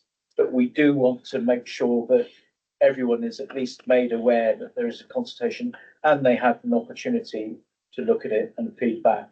I mean, if I could, I think there's low economic groups that aren't often at the table for these conversations, through schools, and that kind of thing as well. And that is always a worry that, just opening the conversation to a community group that aren't in that conversation already. People are happy to put their hand up and say, oh, I'll do that, because they're really inspired by it anyway to be part of a process. We also sent out information to schools as well. Yeah. But I'm aware that, getting young people is one of the harder to reach groups. So, I mean, within this piece of work, there is that communication engagement strategy, as Steve mentioned. Yeah. Part of the constraints, I think, is the timeline and some of the resource that we've actually got. But in terms of what I would call our actions, what do we do as Somerset Council? We are looking carefully at that communication engagement strategy across the whole climate and natural environment agenda. Mentioned about the Green Estates team, the boots on the ground as such. They're countryside rangers, but we have community engagement rangers out with them as well. Very focused around nature and practical events and activities, but it's trying to broaden that horizon and have dedicated routes. But the difficult thing is resource. So with this, there is time allocations where this needs to be finished in a particular time frame, so we can only consult to a certain amount of time. If you do have any suggestions, or if anyone on this committee has any suggestions for how we can reach out, especially to those harder to reach groups, be very good. Please. Thank you very much. Alan Bradford. Thank you, Mr. Chairman, and thank you, Steve, for the team for moving things forward. Not an easy job dealing with farmers. Not an, and I'm no expert on this job, by the way. I'm 77 years old, and I've looked in on a lot of things regarding this planted farming, a lot of low land and high level land as well. Grade 1, 2, and 3. That's what people got to get in their heads sometimes. That grade 3 is the best. Grade 1 is the best quality land. That's the land you use to grow the crops on that feeds the country. Grade 2, the same. You can grow grass and arable crops as well. But when you get to 3, things are a little bit different. And Henry knows I stand with Henry on a lot of things, and we agree on a lot of things, believe it or not. But he's a real expert on the technicality on a lot of things, far more than I am. Grade 3 land. That's very, very good for growing grass. Somerset being like it is a grass growing area. Now, through economics, etc., in the last 10, 12 years, stuff has been withdrawn, etc., etc. Some of this grass has been ploughed, and we see maize being grown. And that doesn't always work out because it was never meant to be ploughed. Some of it is as simple as that. Now, this all boils down to money. If you was to make the carrot big enough for a lot of farmers, I'll disagree with Henry on one thing. It's the worst farmers actually are doing the best for the environment. It's the modern farmers that are a little bit different. Because very often they got the bank manager breathing in their neck, they got to get maximum out of every acre of land they got to do it. But the one who's very often not so good, he hasn't got the financial pressure very often, and he farms naturally and let things go along. Henry mentioned sting nettles. I totally agree with you. These things are like that, very much like that. It's such a vast subject, this is. But if the carrot was big enough for some of these farmers at this special stage of agriculture, with the single farm payment being withdrawn and probably interest rates go higher, I would think they certainly ain't going to go down. They'd help, but there is no pocket, no bank of money. Now Henry suggested £1,000 SIL payments. I remember 12, 15 years ago, I was sat here in this seat now, said more planning, and we had to agree on SIL payments for the Bridgewater tidal barrier. That's what helped finance most of that to start with, SIL payments. I was dead against it. And to make you all laugh, I was the first man to submit to that. I was fined for knocking a building down over the weekend because things didn't happen during the week, but it happened. The weather was like that, and well, I was called into the office, sit down, councillor, and all the rest of it. And I was fined £3,000 for knocking that, and that was the first payment went into the tidal barrier, and I'll never forget that, right? And people know that as well. But those grades of land are so important, and the grade 3. I used to farm a bit of 3 land and quite a lot of 1. And when it was too wet on grade 3, I moved to grade 1. And when it was too dry on grade 1, I went up to grade 3. I know there'd be plenty of grass out there and things to keep me going. And that was the balance how farmers in my village and the surrounding areas, they all lived. They had a bit of land on the moors and a bit on the high ground. And they balanced that up and up and up. But as time progressed, we got more sense. We got rid of the land on the moor to grade 3. And people like Natural England tended to take it over. I've got a big block in North Newton at present. They took over quite a big block of land. North Newton, probably aware of that, are you? Yeah. You're aware of that. Yeah. You're aware of that. Yeah. And I'm going to say that in a period of 50 years, if you want wildlife and all the rest of it, and Westfit and whatever they've done, it was nothing. It went to nothing. I can remember going out, having curlews, lapwings, peewits, we call them as they go higher up, lapwings, and you couldn't walk for lapwings in the rushes. The rushes are natural, and they used to nest right in the middle of the lapwings, right? Reed bunting, snipes, widgeon, all those birds are on the moors. But the minute Natural England took it over and started farming differently, it was a disaster. And it still is until things get back to a bit of normality. I'm sorry to be honest here, but I've heard all these good comments around the table, and they're all knowledgeable people, and we all got opinion. I respect all that sometimes, but I can stand back and I can see these things, how they've changed. But if you're going to get a lot of change, you've got to find a bit of money. Make that carrot big enough, and if the carrot's big enough, I'm sure the farmers will go with you. And as for phosphates, a lot of that's created by non-natural flooding. Things just don't drain away, and you get stagnant water. Stagnant water don't want to go. Land that should never be flooded very often is flooded, and water just sits there, and it stinks. If you don't believe me, put out a cup of water, and after a fortnight, go and smell it, and you can see that it's probably gone green as well. And that's what causes a lot of the phosphate issues, right? You know, and I'll try and help you as much as I can, right? But is that big block of land in North Newton and Natural England are on board straight away to all that? But Yeah. There are a lot of issues have been created. Yeah, and thank you very much for your comments, Alan. And I think we could certainly do with your inside knowledge about what creates good habitat for those curlews and gobbers, and you know how we can recreate that. And you're absolutely right. You hit the nail on the head. It's about the funding. Farmers are businessmen, and business people. Sorry. And they need, they need to make a living. And this is where I do have some optimism that the likes of the new funding mechanisms that still being developed, some of them, the Sustainable Farming Initiative, higher tier stewardship, which has been announced. If they do get the uptake, and that in future, LNRS will help guide where they're more likely to get uptake. If they do get the uptake, hopefully that will lead to those practices that not only provide food production, but also allow for farming in a sustainable way that provides nature benefits as well. That's A lot of small farmers on the land where it's free, so a lot of small farmers, right? And if those farmers they could maintain their way of living if they had the carrot was big enough. yeah. That's their land, but they're very proud people and they like to work the land as much as they possibly can. Yeah. If we're going for a period of change, Yeah. farming, when you think of all these things, just put the Football League through your mind, all right? We had a debate on farming on Wednesday, the Football League, right? Sorry, Mr. Chairman, I'm just trying to be. Ask you to I get wind my up. point across, and Henry's laughing, he agrees with every word I'm saying, he don't sure he does.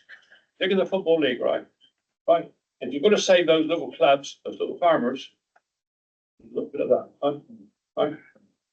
Just gonna be, Then you've got nothing, you've got no grassroots. you've got just nothing. gonna be quick. The farming industry is something which is obviously really important to us in climate as well as broader people. So it is gonna be one of the objectives within our action plan. There's a lot of things about supporting and engaging, because I think us as a council, we're not necessarily the best partners to be able to do that. There's actually a lot of learning to be done actually from the farmers themselves. I never have, but Steve has already been working on this year was the Land Alive Conference in Shepton Mallet recently. Fantastic event, farmers talking to farmers, best practice examples across the board. And it was actually a fantastic first event. We're really keen to try and see if we can explore that to move forward and actually just show those I'm gonna best say, practice Mr. Chairman, examples. probably the smaller farmer in Chatham would have been there. You got to pay to go there, I understand, do we? Yeah, the ticket prices were a bit Ticket, there you go, the expensive. ticket thing, and he They can't, were horrendous. he can't afford to get away from his farm, if you know what I'm saying. That So- was the so learning straight away, you exercise just for the recommend it, organisers. well, Yeah, they were prohibitive. Yeah. But, Thank you. but I'm Alan, going to bring in Liz now, because Oh, Liz Lation online, please. Thanks, Chair. I just wanted to point out, and I've put a link in the chat about the Executive Subcommittee on Planning and Transport and the paper that was in October on SIL priorities. I just thought it would be really useful for your committee to actually have sight of that paper and read through what's in it. So I'm no expert on this. I don't have any advice for anyone. I'm just trying to link this committee to that executive subcommittee in case it might be useful. I think Thank we've you. got it.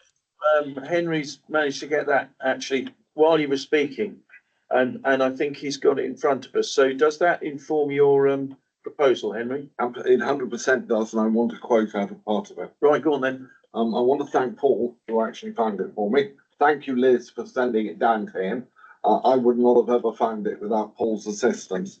The recommendation of the Planning and Transport Subcommittee agrees to maintain the SIL infrastructure priorities and set it out in this report.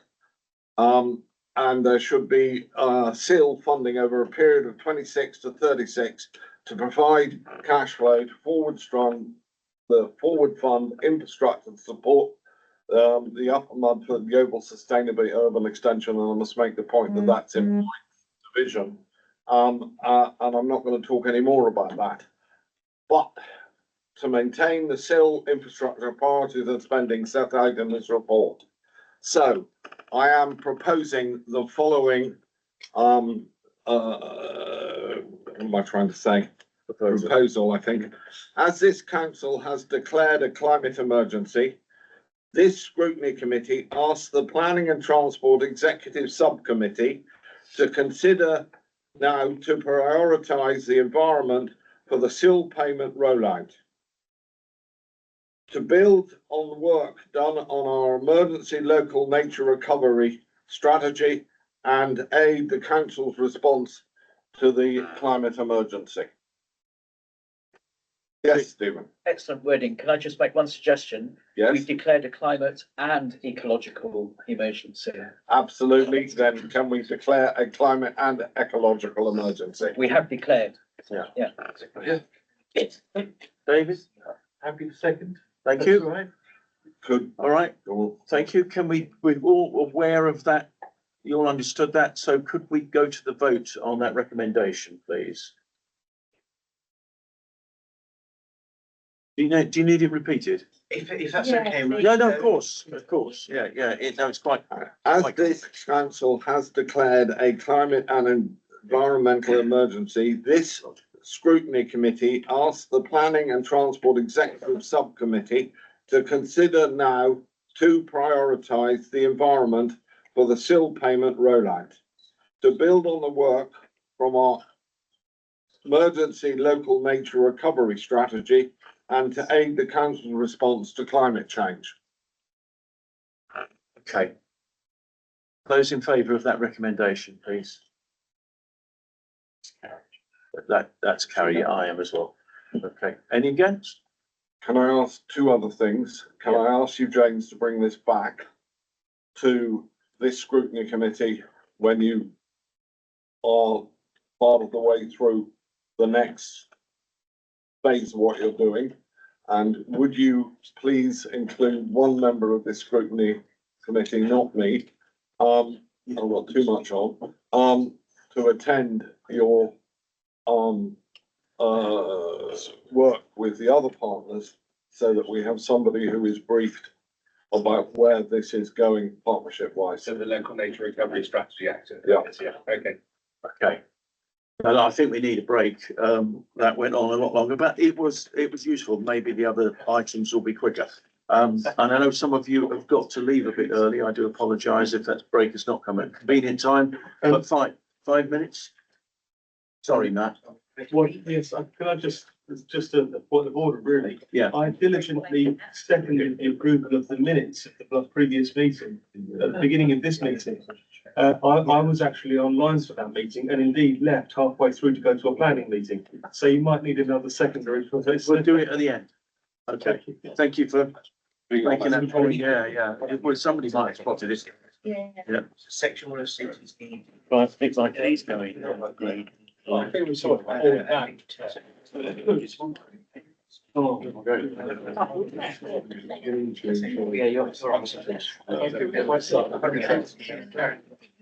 Yeah, you're on. I need a week. So yeah, that one, I don't know how it works now in civil centre, usually.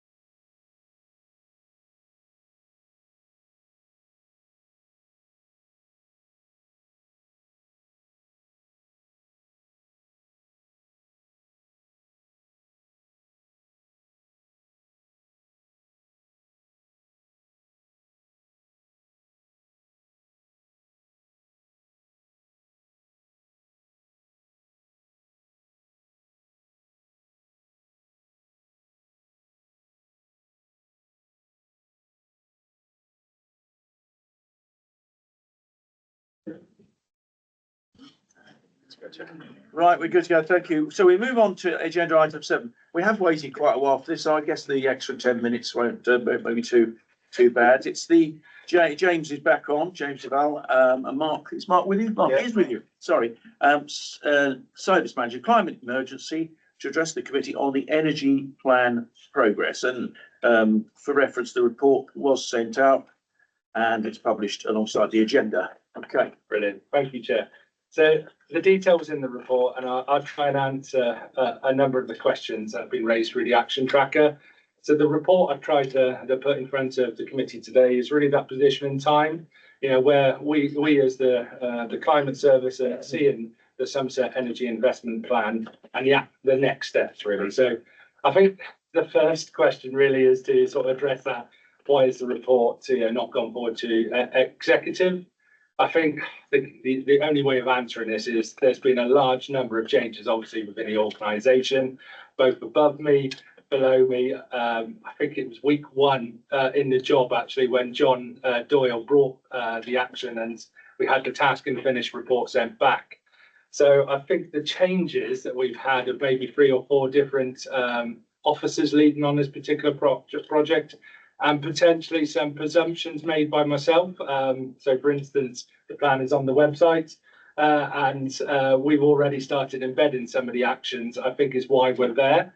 What I'm trying to sort of do really with the report is actually we're in a moment in time, we're in a situation, how do I grab this and take it forward? So for myself, it's about taking ownership of this particular project and this plan and making sure that it goes forward to executive. I'm aiming hopefully for around March time with the vision document. What I'm trying to do is, as you've seen from the previous report, look at the jigsaw puzzle of various different strategies and actions and see how that fits underneath the vision, the various different service plans and the strategies going forward. I don't want to overwhelm executive with multiple suite of documents, but this is an important document that I need to present to them and embed within our own actions moving forward. So that's the sort of timeline I'm trying to do. I think for me, I think it's important to sort of showcase maybe today what Mark and Cara is the other person within the climate team have already progressed on. So there are actions within the action plan and even some of the recommendations from the task and finish group that are already active and are already moving forward. So I'll ask Mark to be brief and but to summarise some of those actions. Yeah. So following on from the report within the pack, I'm just going to run through some of the items that have been highlighted in section 4, which is kind of updating on where we are. So within the energy investment plan, there were kind of 6 key recommendations, which are built around how we decarbonise our own estates and assets as a council, the opportunities for developing large-scale solar and wind and battery storage across Somerset, unlocking energy efficiency and retrofit in our housing stock, electrifying heat demand across Somerset, looking at how we can electrify transport or change transport away from kind of ICE engine vehicles, diesel, petrol, etc. And the last one was around engaging with the energy system themselves, so talking to people like NGED and National Grid, etc. So work is continuing on our own assets and estates. I'm sure you will have seen that Wellington Sports Centre has recently been completed. That was a £3.5 million scheme that's upgraded the heating systems and the air source heat recovery, put solar on the roof and improved insulation, etc., which will deliver a significant carbon saving for that building. Hopefully, going forward, we can again bid for the public sector decarbonisation scheme funding to do other buildings. That's kind of where we're looking to go with that internally. We've also been working with the Southwest Net Zero Hub, which are kind of part of DESNZ. They're kind of the regional representative for DESNZ for decarbonisation. So they are looking now within the energy plan. It talks about some key sites that within the gift of the council land that we own, to look at how we can develop renewable energy on those. So some early conversations about developing kind of outline business cases, which will then need to be worked up. One project which was included within those 10 sites and has been around for a little while is the Saltland Solar Park. I'm sure you'll be aware that back in the 2020 through to about 2022 Somerset Council were looking to develop a solar farm up in Bridgewater, up the road from here. About 8 megawatts was due to come online. We had the planning consent. We'd gone through all the reporting, etc. All of the feasibility, etc. was completed. And then we went to National Grid, or Western Power as it was then, to ask for a good connection, and it came back at 2036, which kind of killed the project dead. Nothing happened then on that process for about a year, 18 months. And then National Grid, who now become Western Power have now launched an early connection opportunity, trying to shorten that length of time. So we've reapplied and we've got a connection offer for Saltlands for 2025-26. So we shortened it massively. The problem is obviously with the financial emergency, the council were originally going to build that site out themselves. Now the money for that project has been removed. So luckily we've secured about £50,000 worth of grant funding from the hub to re-option that site, to look at the options appraisals around how that site could be brought forward. There's an east and a west part to that site. So that's what our consultants, Landem, are doing at the moment. And an options report will undoubtedly come back to this committee and go through to executive about how we can build that site, whether we choose to build it ourselves. There's obviously a revenue return you can get from the site annually, or whether we choose to use community energy groups or private investors to build it out. But that's really positive. And the Net Zero Hub are looking at that as one of our prime opportunities within the Southwest. Okay, thank you. Just on that very specific point, if that's okay. Yes, yes. The 50,000 to explore options, how much was the original cost that's now been taken out of the budget? There was about £3 million of capital funding to develop it. It will probably be slightly cheaper to develop it now because the technology's moved forward and things become cheaper. Just to touch on a couple of other things within the report. Within Somerset West and Taunton in Taunton, when Somerset West and Taunton Council were looking at developing the Firepool site, they did something called a heat network feasibility study on that area to look at how heat could be, a heat network could be created within the town. Again, that was the feasibility was done up to about 2022. That's a project again that had kind of stalled over the last 2 years. We applied for some additional grant funding. We applied for 180,000 from something called the Heat Network Funding Unit that's a part of DESNES. We found out last week that we secured £70,000. So not the full amount that we were looking for. That money was to develop a detailed project plan for a heat network within Taunton, which goes between the Firepool site, the old market site, up to the hospital site in Taunton. So we literally had a meeting yesterday with the heat network unit about what they expect that they're going to be able to deliver for 70,000. They've appointed a consultant to work with us. So that funding will have to happen in the next 3 months. So undoubtedly that will probably be something else that comes back to this committee to show the progress on that. Just a couple of other very quick things. We've talked about how we're going to develop our energy system. So we've had some initial conversations with hydrogen developers, the potential around hydrogen replacing diesel fossil fuels in vehicles. Again, a lot of these projects are grant funded. They're very early startups. There's not a lot happening in Somerset at the moment, but we're keeping a kind of watching brief on opportunities. In terms of decarbonising fleet, we've got something called Transport Discovery Day. We're working with our highway contractor partners to try and understand how we can decarbonise our heavy fleet internally and with our kind of collaborative partners. That day's kind of expanded a little bit into other public sector services, blue light services, etc. We're all kind of grappling with the same issue of what's the transition likely to involve. Electric may not be the best solution for some of those heavy vehicles, fire engines, etc. So that'll be really interesting. That's coming up at the end of January. Just also, I know within the task and finish committee recommendations, there were some questions around decarbonising vehicles and fleet. So I've had a quick update from our public transport team talking about the Zebra funding, which is about electric buses. So the council have been awarded 2.2 million, which is paired with about 13 million pounds worth of investment from First Bus to transform about 25 of their buses to electric and put all the infrastructure into the Taunton depot. And that equates to about 30% of their fleet within Somerset. And the buses are on order and are due early next year. So that will see quite a significant carbon reduction. We've also we're likely to be allocated about £3.8 million for local vehicle electric charging point infrastructure. That will be on street mainly. The funding is only for on street or for car parks.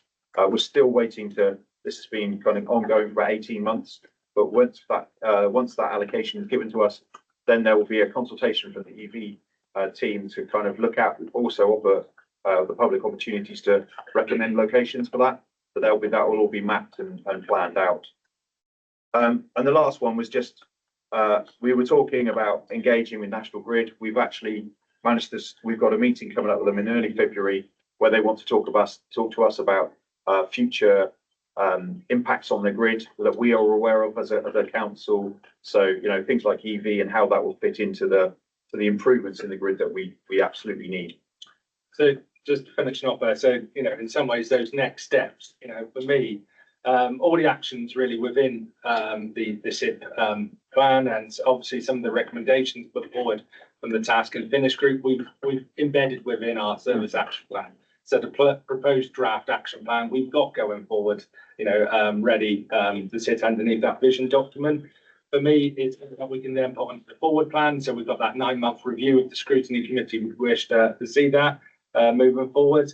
There are some actions there which are deliverable within the team, as like Mark has sort of mentioned already. There's some where we have to take up that influencing role, you know, so actually how do we work collaboratively with other services, transport, energy, planning, as example. And then there are some which are aspirational, which is looking for the opportunities when they arise, but still having it there on the action plan and addressing it when we get those opportunities and the funding opportunities which come with it.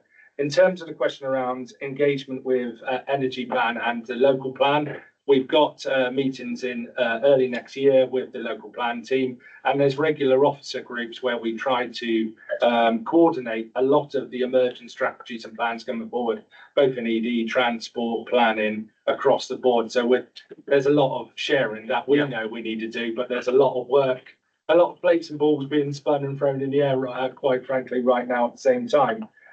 There are some recommendations at the end of the task and finish, which is related to the report. Some of those, for instance, like the community energy group, we're already exploring, seeing how we can create that network. There's other areas there that just need to be on that aspirational list, or we're not quite there yet to be able to do. As mentioned about the energy distribution is probably one of those reports.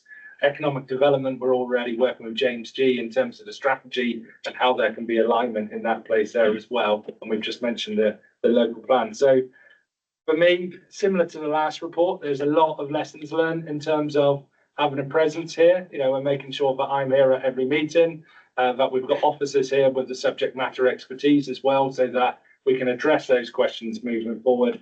And that actually the action trackers that I share all the way down to the service manager level and the other officers. But again, similar to the last report, I want to finish with actually recognising the efforts of the man to my right, because he is 50% of the climate team, and quite frankly, the amount of work the two of them are getting through is again remarkable. This is one small element of this decarbonisation work stream is energy, and there's a lot of plates and a lot of balls being spun.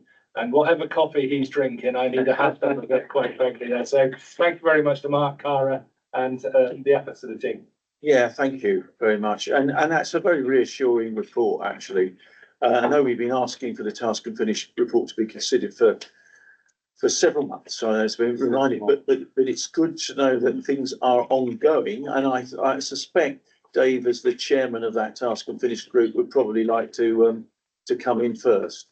Okay, thanks very much. Yes, so I am pleased, and I'm say somewhat relieved to see a report come. And for those who weren't on the meeting previously, we had a task and finish group previously where we did quite a lot of work with consultants, produced reports in March, and passed our recommendations, and not too much happened after that, and it was being chased. And anyway, we have an outcome to that chasing now, and it's pleased to see that we are moving forward. So that is definitely the most important thing. So thanks for that. I will make a few comments and quickly, let's see, and, you know, pleased to see all of this, especially the decarbonisation, pleased to hear there's further bids, hopefully in the offing there, because clearly we've done some great work with the funding we've previously had. Best of luck with Saltlands, hope that can get there. And it could be a good money earner for the council if to get that right. So let's hope so. Okay. You don't have to respond to this, but just a comment on the transport. Pleased to see the electrification. For me, I do still feel that's the main one to push. It's where things are actually happening, and it is a question of how big a vehicle they're going to be able to power. I get a feeling they may be able to go further than some suspect at the moment. I'm not closed on hydrogen. I'm just aware in energy terms, it doesn't make a lot of sense. It makes much more sense to use the electricity, and that's the most efficient way of doing it. But to create hydrogen, if it's going to be clean, you're going to have to use electricity to create the hydrogen. So it will take a lot more energy to create the hydrogen to power things. So that's part of the reason why the electric, as far as it can work, will be the best. But yeah, if we do need other things, well, we will have to see. But I just hope we don't jump too soon to another option that might not be the right one. But I have a feeling that the economics in the market may take us away from doing that. So we will all see how that works out. I'm not sure there's any answers now, but something I'm really keen to see where we go with retrofit, because that's something that's really important for the housing market. So maybe this is a report sometime in the future, and very interested to know that Somerset Independence Plus are looking forward towards an able to pay offer in this area. So maybe once they get to that, we could have something looking quite widely, and very importantly, how we're progressing on the council housing stock, where there are already plans in place. Final comment, and relevant to the forward plan, is one of the recommendations from the Task and Finish Group connected with the local plan. We've been pursuing a little bit of an area here, I think for good reasons. We were really keen to see the council planning policies improve further in terms of energy policies, allowing renewable energy generation siting, setting a high target for new housing in terms of its energy performance. So that those two big aspects of those, which can be done through the local plan process. And we've already pushed at that a bit. Last time we pushed on it, the response that came back from the officers where we couldn't do a development planning document as we had hoped. There were difficulties with that, but there were opportunities to give early weight to the process, to these aspects in the process of creating a new local plan. I think, well, I'm really keen to know what that means and how it will be done, and to, I have to say, ensure officers haven't lost sight of their comment on what they were going to do, because we haven't seen yet the evidence of it, so a report back on that early, I'd be really keen to see. I would have loved it to have been in the report we had on the local plan at the last meeting, and you know, the timing aspects, I mean, we've missed that, but I hope we can catch up and hear what the planning officers are doing to address that recommendation that we had, and give early weight to it. So I hope that can be progressed, you know, with a little bit of We'll do that priority. with you. Yeah, I'm just going to say, in terms of the local plan, there's a lot. I mean, we mentioned about the local nature recovery strategy as well. I've got a number of officers who are very keen to influence what's on the local plan, and that engagement, we're really keen to get a large number, a broader topic area. So that's something we definitely want to do. Retrofit, I was just going to quickly come back on. Actually, we're already working really closely with SIP, and we spoke to them about actually the forward plan. Could we get an update report on board? I know it comes under a different directorate, but it's part of our cross, a service working that we're doing. They're an important delivery service for us in terms of decarbonising our estate. And the fleet one, just quickly there, it's about broader. It's not just about one or the other. in the different lifetime under the LGR process. Actually, that was where I was coming over, was with fleet. So actually that decarbonisation and replacement strategy for Somerset is something which still needs to be ironed out, I believe, and it's something I'm quite keen to be involved in and actually see if we can influence what that looks like for Somerset Council. So I think it's about multiple options, but the over 3.5 ton option is the difficult one when it comes to electric, and the pulling of trailers currently is obviously the other challenge. But I think they're all things that we can look at and address. And I'll just come back on that last point, Dave, you talked about hydrogen and, you know, the demand on energy. I think you're right. I think it would be used when there's a surplus of energy being generated. That's the opportunity to use that energy to potentially generate hydrogen, because we know there's grid balancing issues and there's grid connection issues. So I think that's, you know, I agree that under 3.5 tons, EV is the way to go. Above that, it becomes a bit more, depending on the type of vehicle and use of vehicle. If I may, we may also need that load of storage. Yeah, The energy. well, yeah, absolutely. So, Yeah. I think Paul Higson wants I to. just want to say something very briefly. James has been super can-do, which is great about taking all the actions forward. I think just to support James, we ought to capture the one around the local plan as something which our planning team and colleagues pick up. Obviously working with James. Yeah. It's vital, isn't it? The report would be useful to come from my planning colleagues, Yeah, but we will definitely try and influence in terms of what this committee would like. thank you. You okay, Dave? yeah, thank you for that. Very great. Henry, did you want to come in? Very quickly, my daughter did the decarbonation of the Every transport plan. James already knows this. She's now being promoted in life and is travelling thousands of miles on a multinational, but she will, if you organise it, come down and talk to you about how she did it. I have to say, what you're talking about, hydrogen is a storage system that is used on one of the islands in Scotland, so that when they don't have any wind, they run their engines on hydrogen. It's a perfectly valid. The problem with hydrogen is the storage. The molecule is so small that it escapes through any minor crack, hole, or anything else. It may be better to consider methane. I understand the problems with methane with climate change if it escapes, but it doesn't escape so easily as hydrogen. On the Discovery Day, we will be exploring all of the options. So biomethane, hydrogen and EV will be part of that day. And we can get invites out. I was going to say to that Discovery Day to members of the Scrutiny Committee as well. Very pleased to be of help. Yep. Thank you. I'm looking at my phone because I got recommended to this app called NESO. The National Grid has rebranded itself, hasn't it? National Energy, what is it? Supply. Yeah, it never makes life easy, does it? But it will tell you how much energy we're generating. It's precise moment. I can reveal exclusively that at this precise moment we are producing 49% of our electricity on wind power across the nation. And if you go to the regional bits, you'll find that Scotland is almost entirely run on wind, and certainly the north, and water. Only 16% gas. So kind of strides have been made. But when I spoke to a friend of mine who works for the National Grid, and I said I'd invested a bit in a not-for-profit organisation called Ripple. I don't know if you've heard of it. It's Ripple Energy. They build wind turbine sites and so on.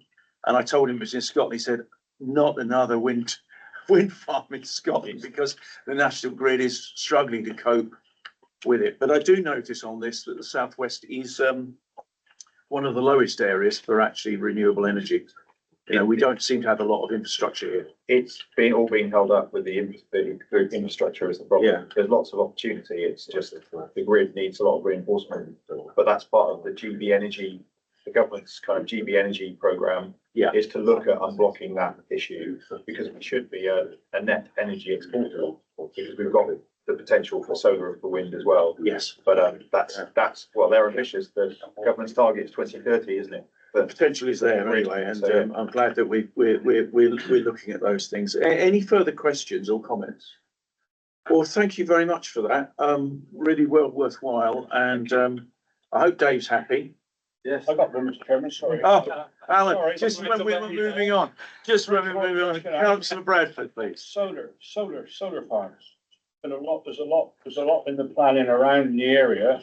The government legislation says, move it on quick. There's a lot of opposition to these solar farms, so what's the guidance from? I think, again, a lot of, so the Saltland site is in a queue of potential renewable energy schemes. We were 19th on that list of accelerated connections, but quite a lot of those ahead of us have already dropped out. And a lot of that's to do with viability or the grid connection, like we had a grid connection accelerated offer. So, and some of them will be opposition as well. So I think it depends on the site, depends on the actual scheme. And obviously there is a challenge with, protecting farmland.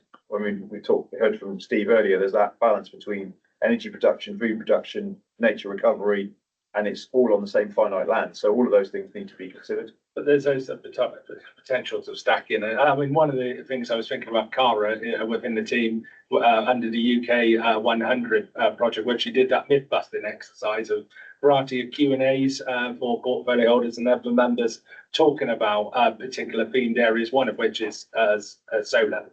So actually, runoff, I know was a big question, wasn't it? Talking about rainwater. So there's a number of different Q&A questions that has been, I think, put onto the website. I'll try and find the link, and some of that is related to solar. One final question, Mr. Chairman. Yeah. I've pretty thought myself from the last 2 or 3 years, why aren't more wind farms on grade 3 land? Well, Mr. Chairman, Yeah. the Conservative Party banned onshore wind in 2016. Yeah. And it's now been allowed by the new Labour government. So you'll see a lot more, Alan. And at the end of the day, whether you prefer solar or wind, you're now going to get it on your land. How about solar? Both. A lot of solar farms have gone on quality land.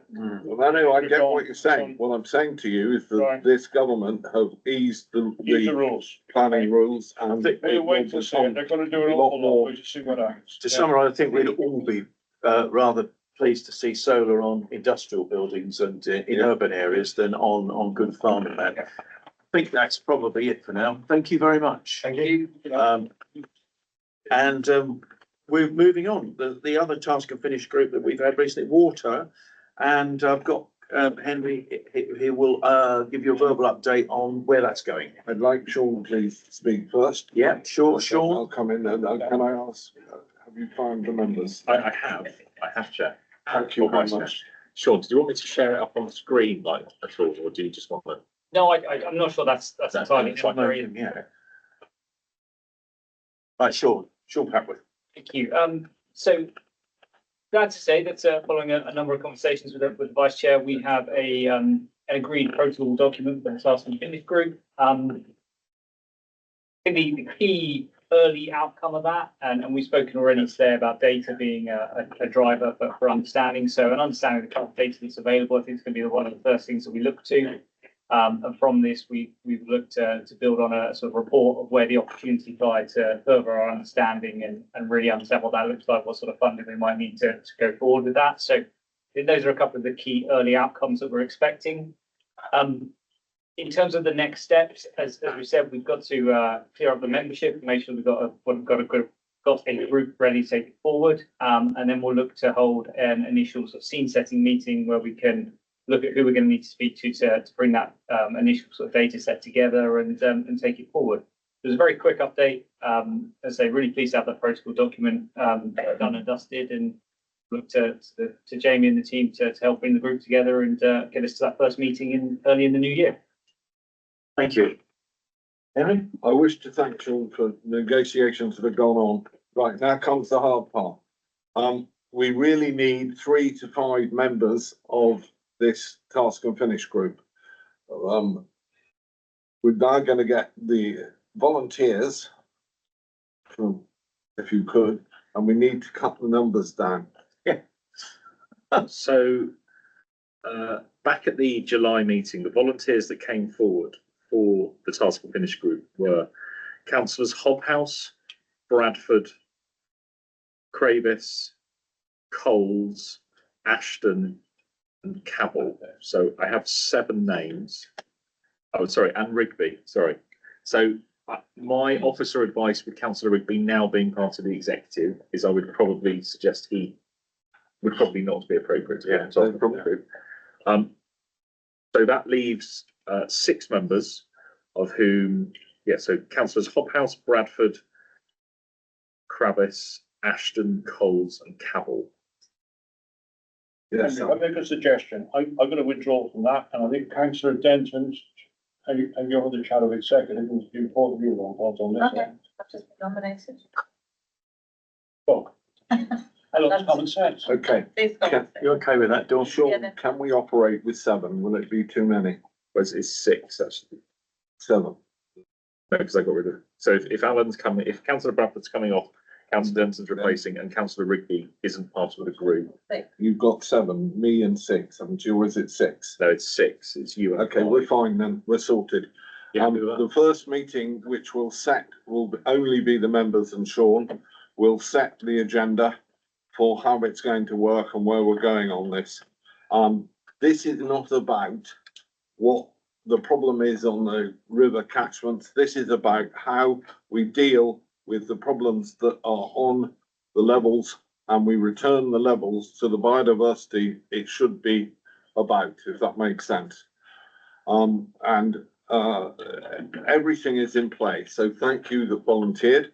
And that is the end of this item, unless somebody's got a question on it. Dave has. Possibly being slightly, but that is great. Good news. Pleased to hear it. I'm just wondering whether the Constitution requires the terms of reference to be approved by this committee, because it's a task group from the committee. I'm absolutely happy with what you're saying. I just wonder whether your first meeting agreeing what you're doing should come back here and we just say, yeah, absolutely, that's great.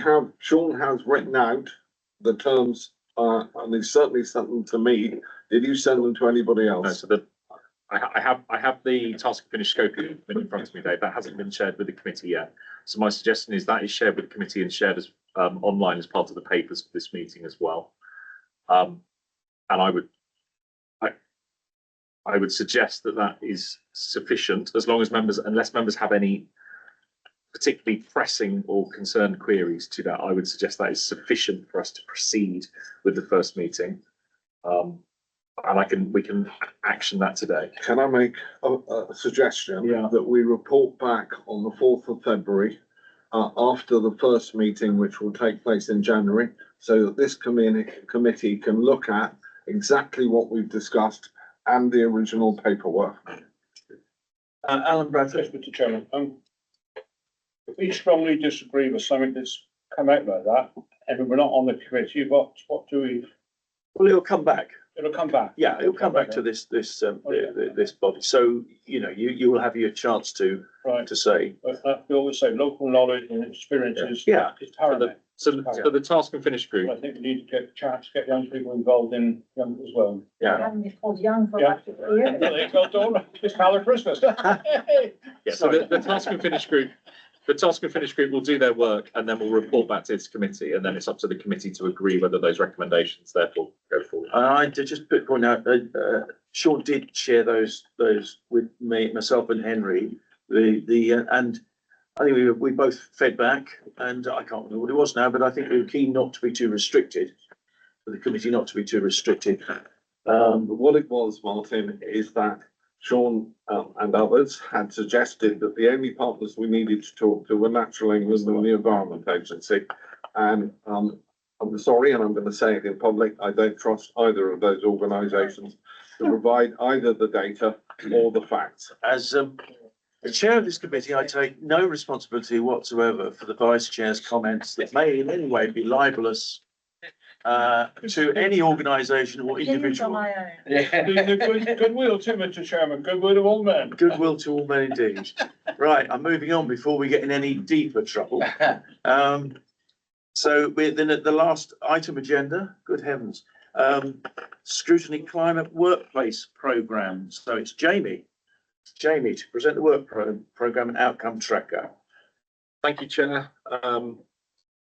obviously we've had a couple of fairly sort of heated discussions about the forward work programme and the outcome tracker at the last couple of meetings.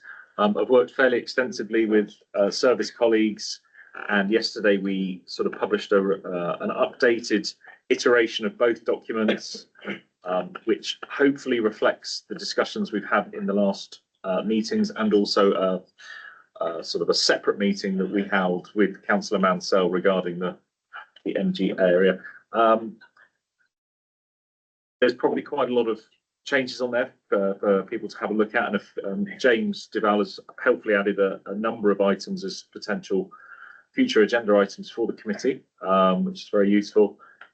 Very happy to take questions, Chair. I appreciate we've been here for some time. The next committee meeting is on the 17th of February from memory. Okay, thank you, Henry. The first thing in public, I have to make this request.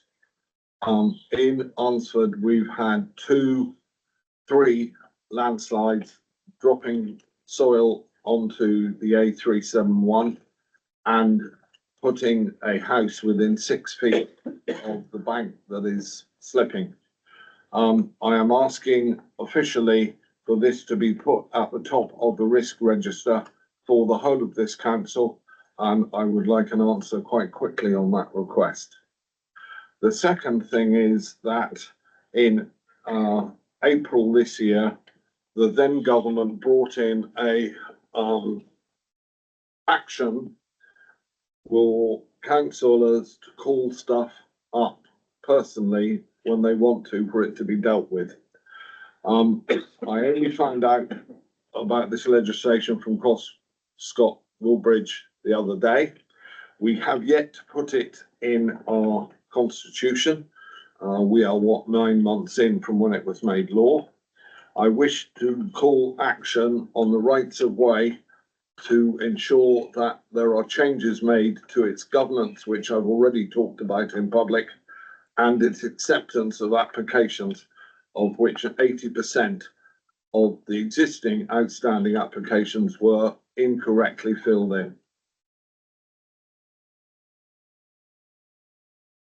Okay. Any response to that? The call for action. Yeah, I'm pretty certain that's in our constitution at the moment. In the No, it is. section. It's been confirmed to me. It is. I've seen it.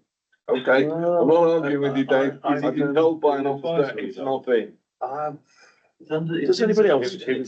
Is that Scott? Then, Yes. yeah, then I'm not going to argue, Dave. If you're right, I'm very pleased. If you're, that's not what I was told when I inquired of officers. Probably could do with some clarity on it, because I've heard 2 different issues on that. Does anybody want to come back on that? But no, are we? I've got a different question. Oh, Councillor Dingwall, trust you. I'm sorry. Just as we were making good time. Well, hopefully a quick one.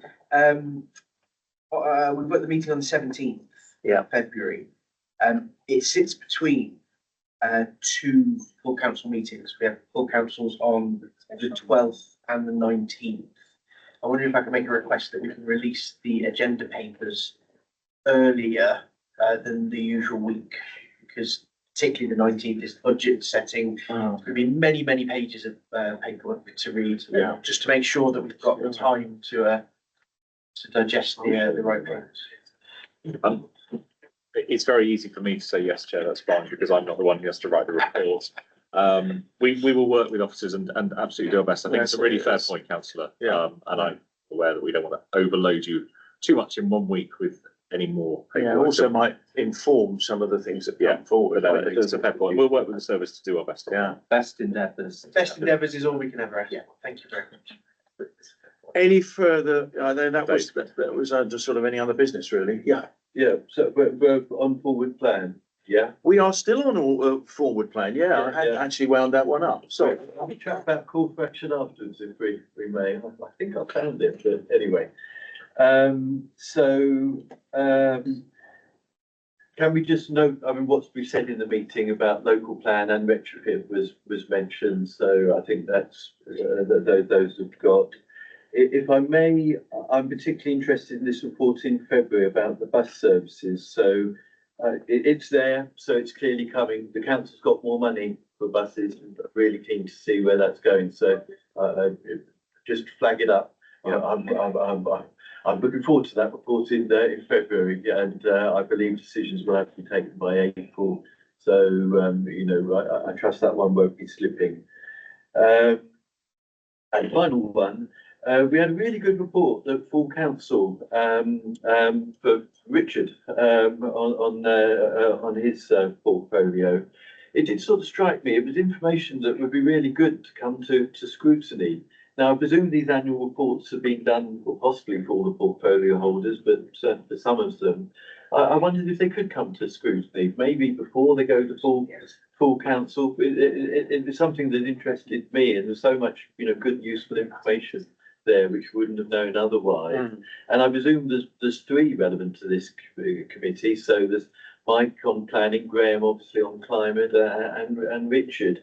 So whether they could, you know, be programmed to come into this committee for every other one, or, you know, however the timing's working out. It's a very reasonable request. I haven't got the facts in my head as to where the next meet, what will be due to discuss at the next meeting. I'll be taking advice on that, but it seems reasonable. I'll let Andy come in because you're. Yeah, I have a recollection of somebody asking that exact question. It may have been yourself asking that at full council. So I think was it you? It was. Oh, that's fair enough. Maybe there might be more people, because I back that as well. I think we should be. Aisha, have you minuted that request?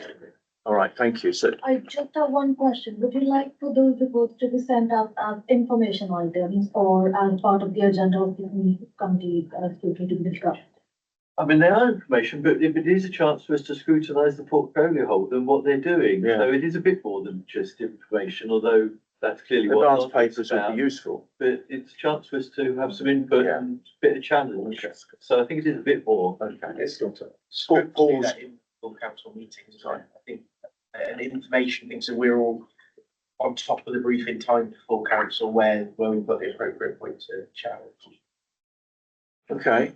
Well, Paul's got something to add. I'm just going to, Jamie may come in on this point as well, but just as I observed it, reports go to different meetings of full council for different executive portfolios. So Mike's current portfolio, development planning and assets. I think Ros as the previous portfolio holder, her report was in early summer of this year.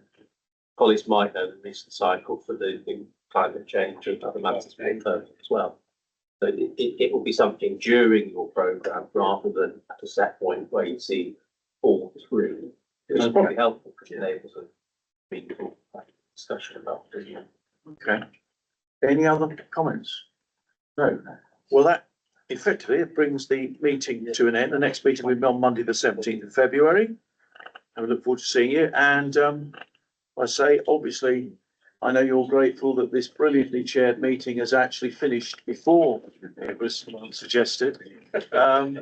And if you'd asked me that an hour ago, I would have been really surprised. I'd like to make it an official complaint that they aren't getting that. Yeah. Have that on the minutes, please. Yeah, if you could avoid minuting, but you can minute it now, we'll cross it out later. Could we get I've had received an official complaint that there were no mince pies or any confectionery of the season available. Either Supplied by, I know there are others that go to all sorts of troubles with their.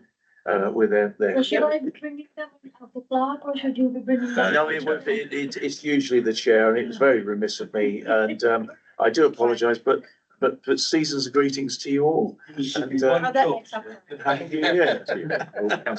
Can I, sorry, just review my mistake from earlier? That we Oh, yes. Oh, yes, I beg your pardon. We haven't closed the meeting yet. Matt seconded the minutes earlier, and he wasn't here at the previous meeting. No. Put my name instead. So can we ask Henry to do that? They're not all here now, but I'm sure we all in the room. So thank you. I think that's all right. Okay. Thanks very much for that. All right. Thank you very much. Thank you. See you again. Excellent.